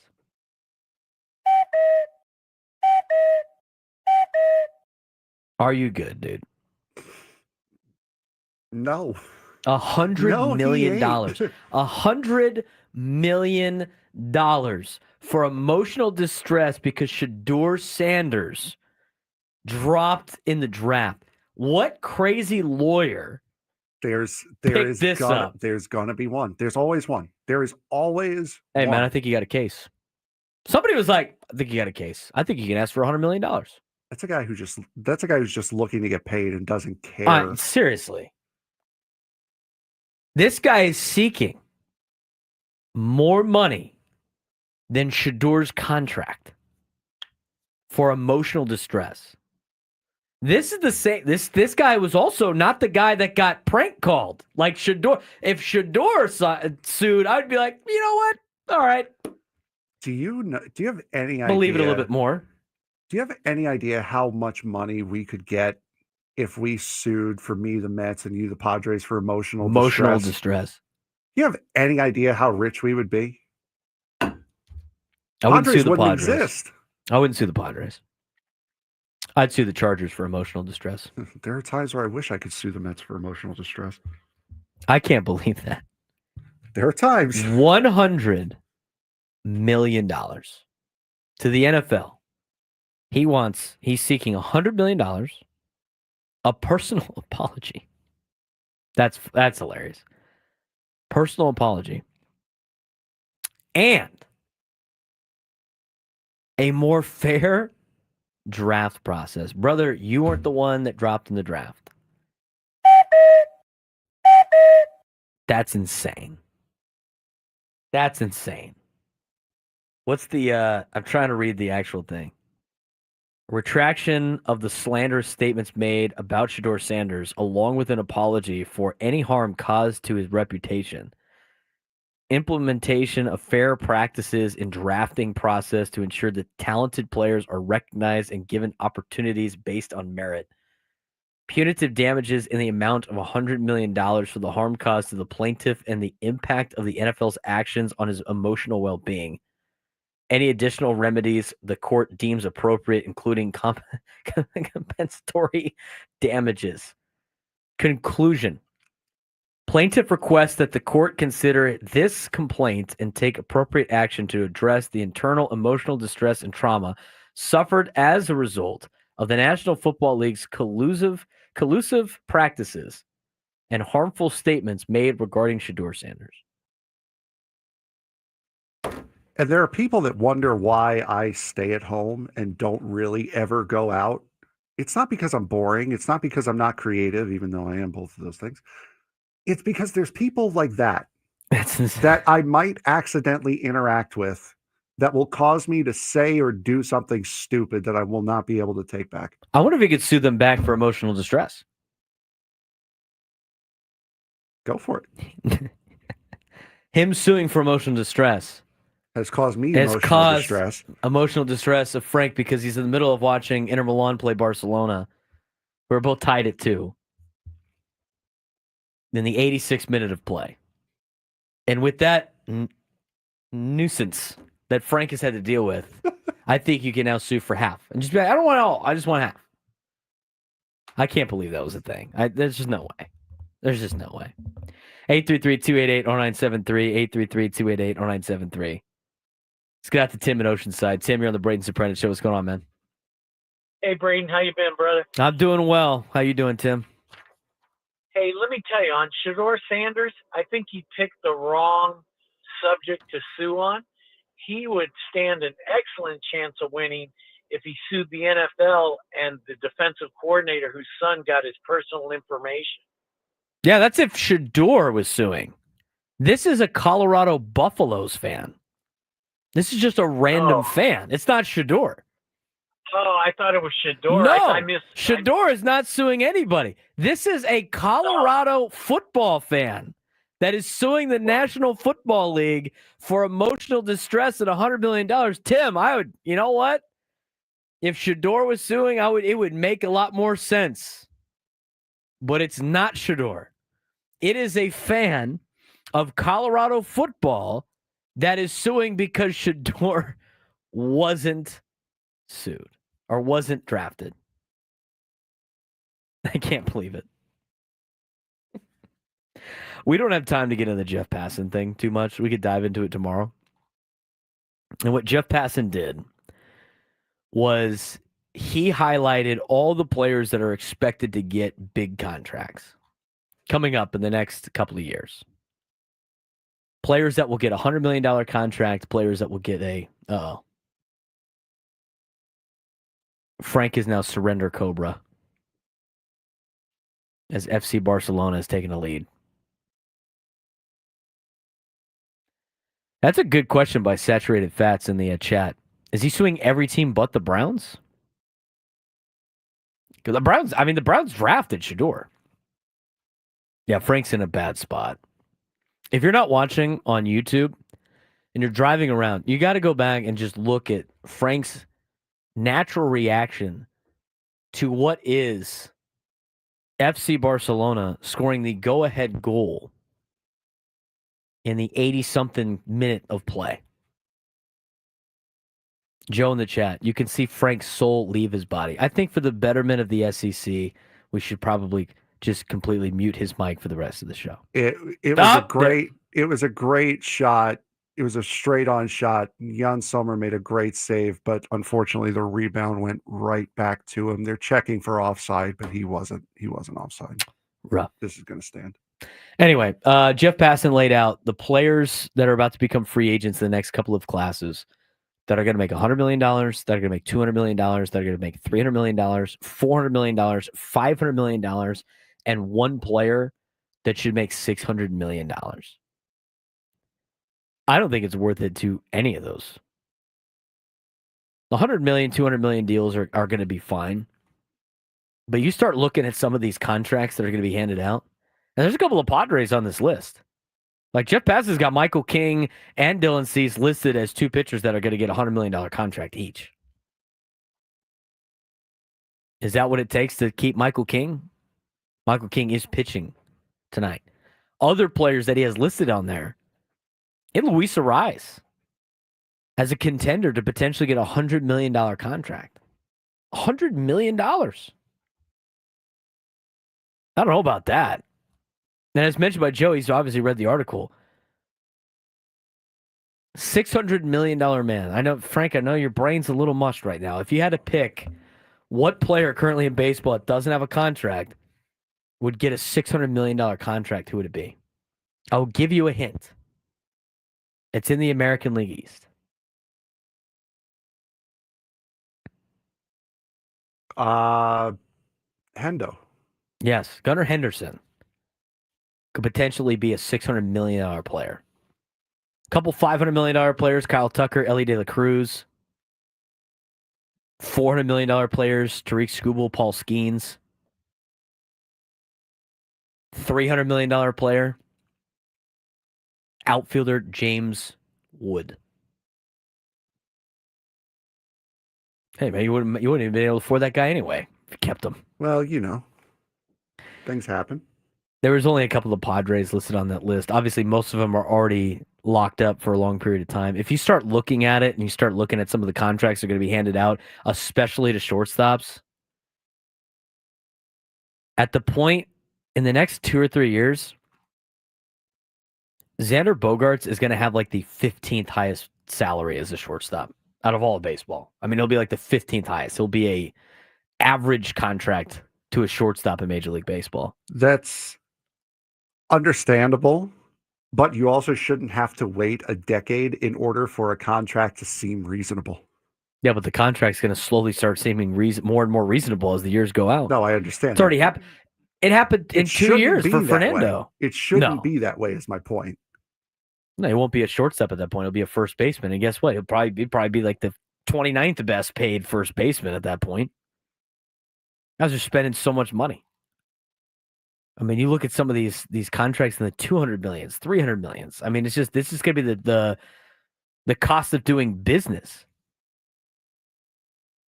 James Wood, Wyatt Langford, Jackson Chourio, $300 million. Jackson Chourio already signed a contract extension. This shows how good of a job it was for the Padres to extend Jackson Merrill as early as they could, who, by the way, should be coming back today. Frank, have you seen a lineup yet? I have not. I've been feverishly refreshing this page, and it is still not coming up with a lineup. I do want to mention, because I didn't get to do it, bucket hat.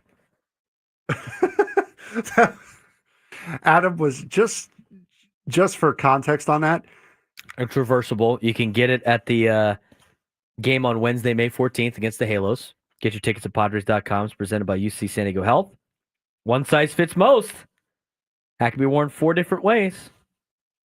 Worn as in 1984, 1998. Can't wait to have this in 20 years about the 2025 World Series champion Padres, huh? Just for context of that, Adam got the fryer on it. Adam was outside of the studio when we came in to start the show, and that was the only thing Adam said to Braden was to promote the bucket hat. That's right. This hour 97 through the fans brought to you by Frozen Ropes San Diego. Hey, parents, here's a message from your coach, Kurt. With Frozen Ropes, is your child 6 to 12 years old, our baseball summer league is the perfect fit for your player. Starting June 16th through August 17th, Summer League includes 8 practices, 8 games. Go to SanDiegoFrozenRopes.com and SanDiegoFrozenRopes.com. We're tied! Wow. Look at that, Frank. A 90-year-old defenseman, Cherby. Let's go. Can't wait for the penalty kicks. We might have to live stream that. Frank with the live reaction to Inter Milan and FC Barcelona. You'll have to tune into the show tomorrow to see what kind of state Frank is in. Is he going to be hungover on happiness? or emotionally distraught? Probably both. Is he filing a lawsuit to Inter Milan? We'll find out more on Wednesday. Stay tuned. Gwen and Chris coming up next. San Diego Summer Sports Station 97.2 The Fan.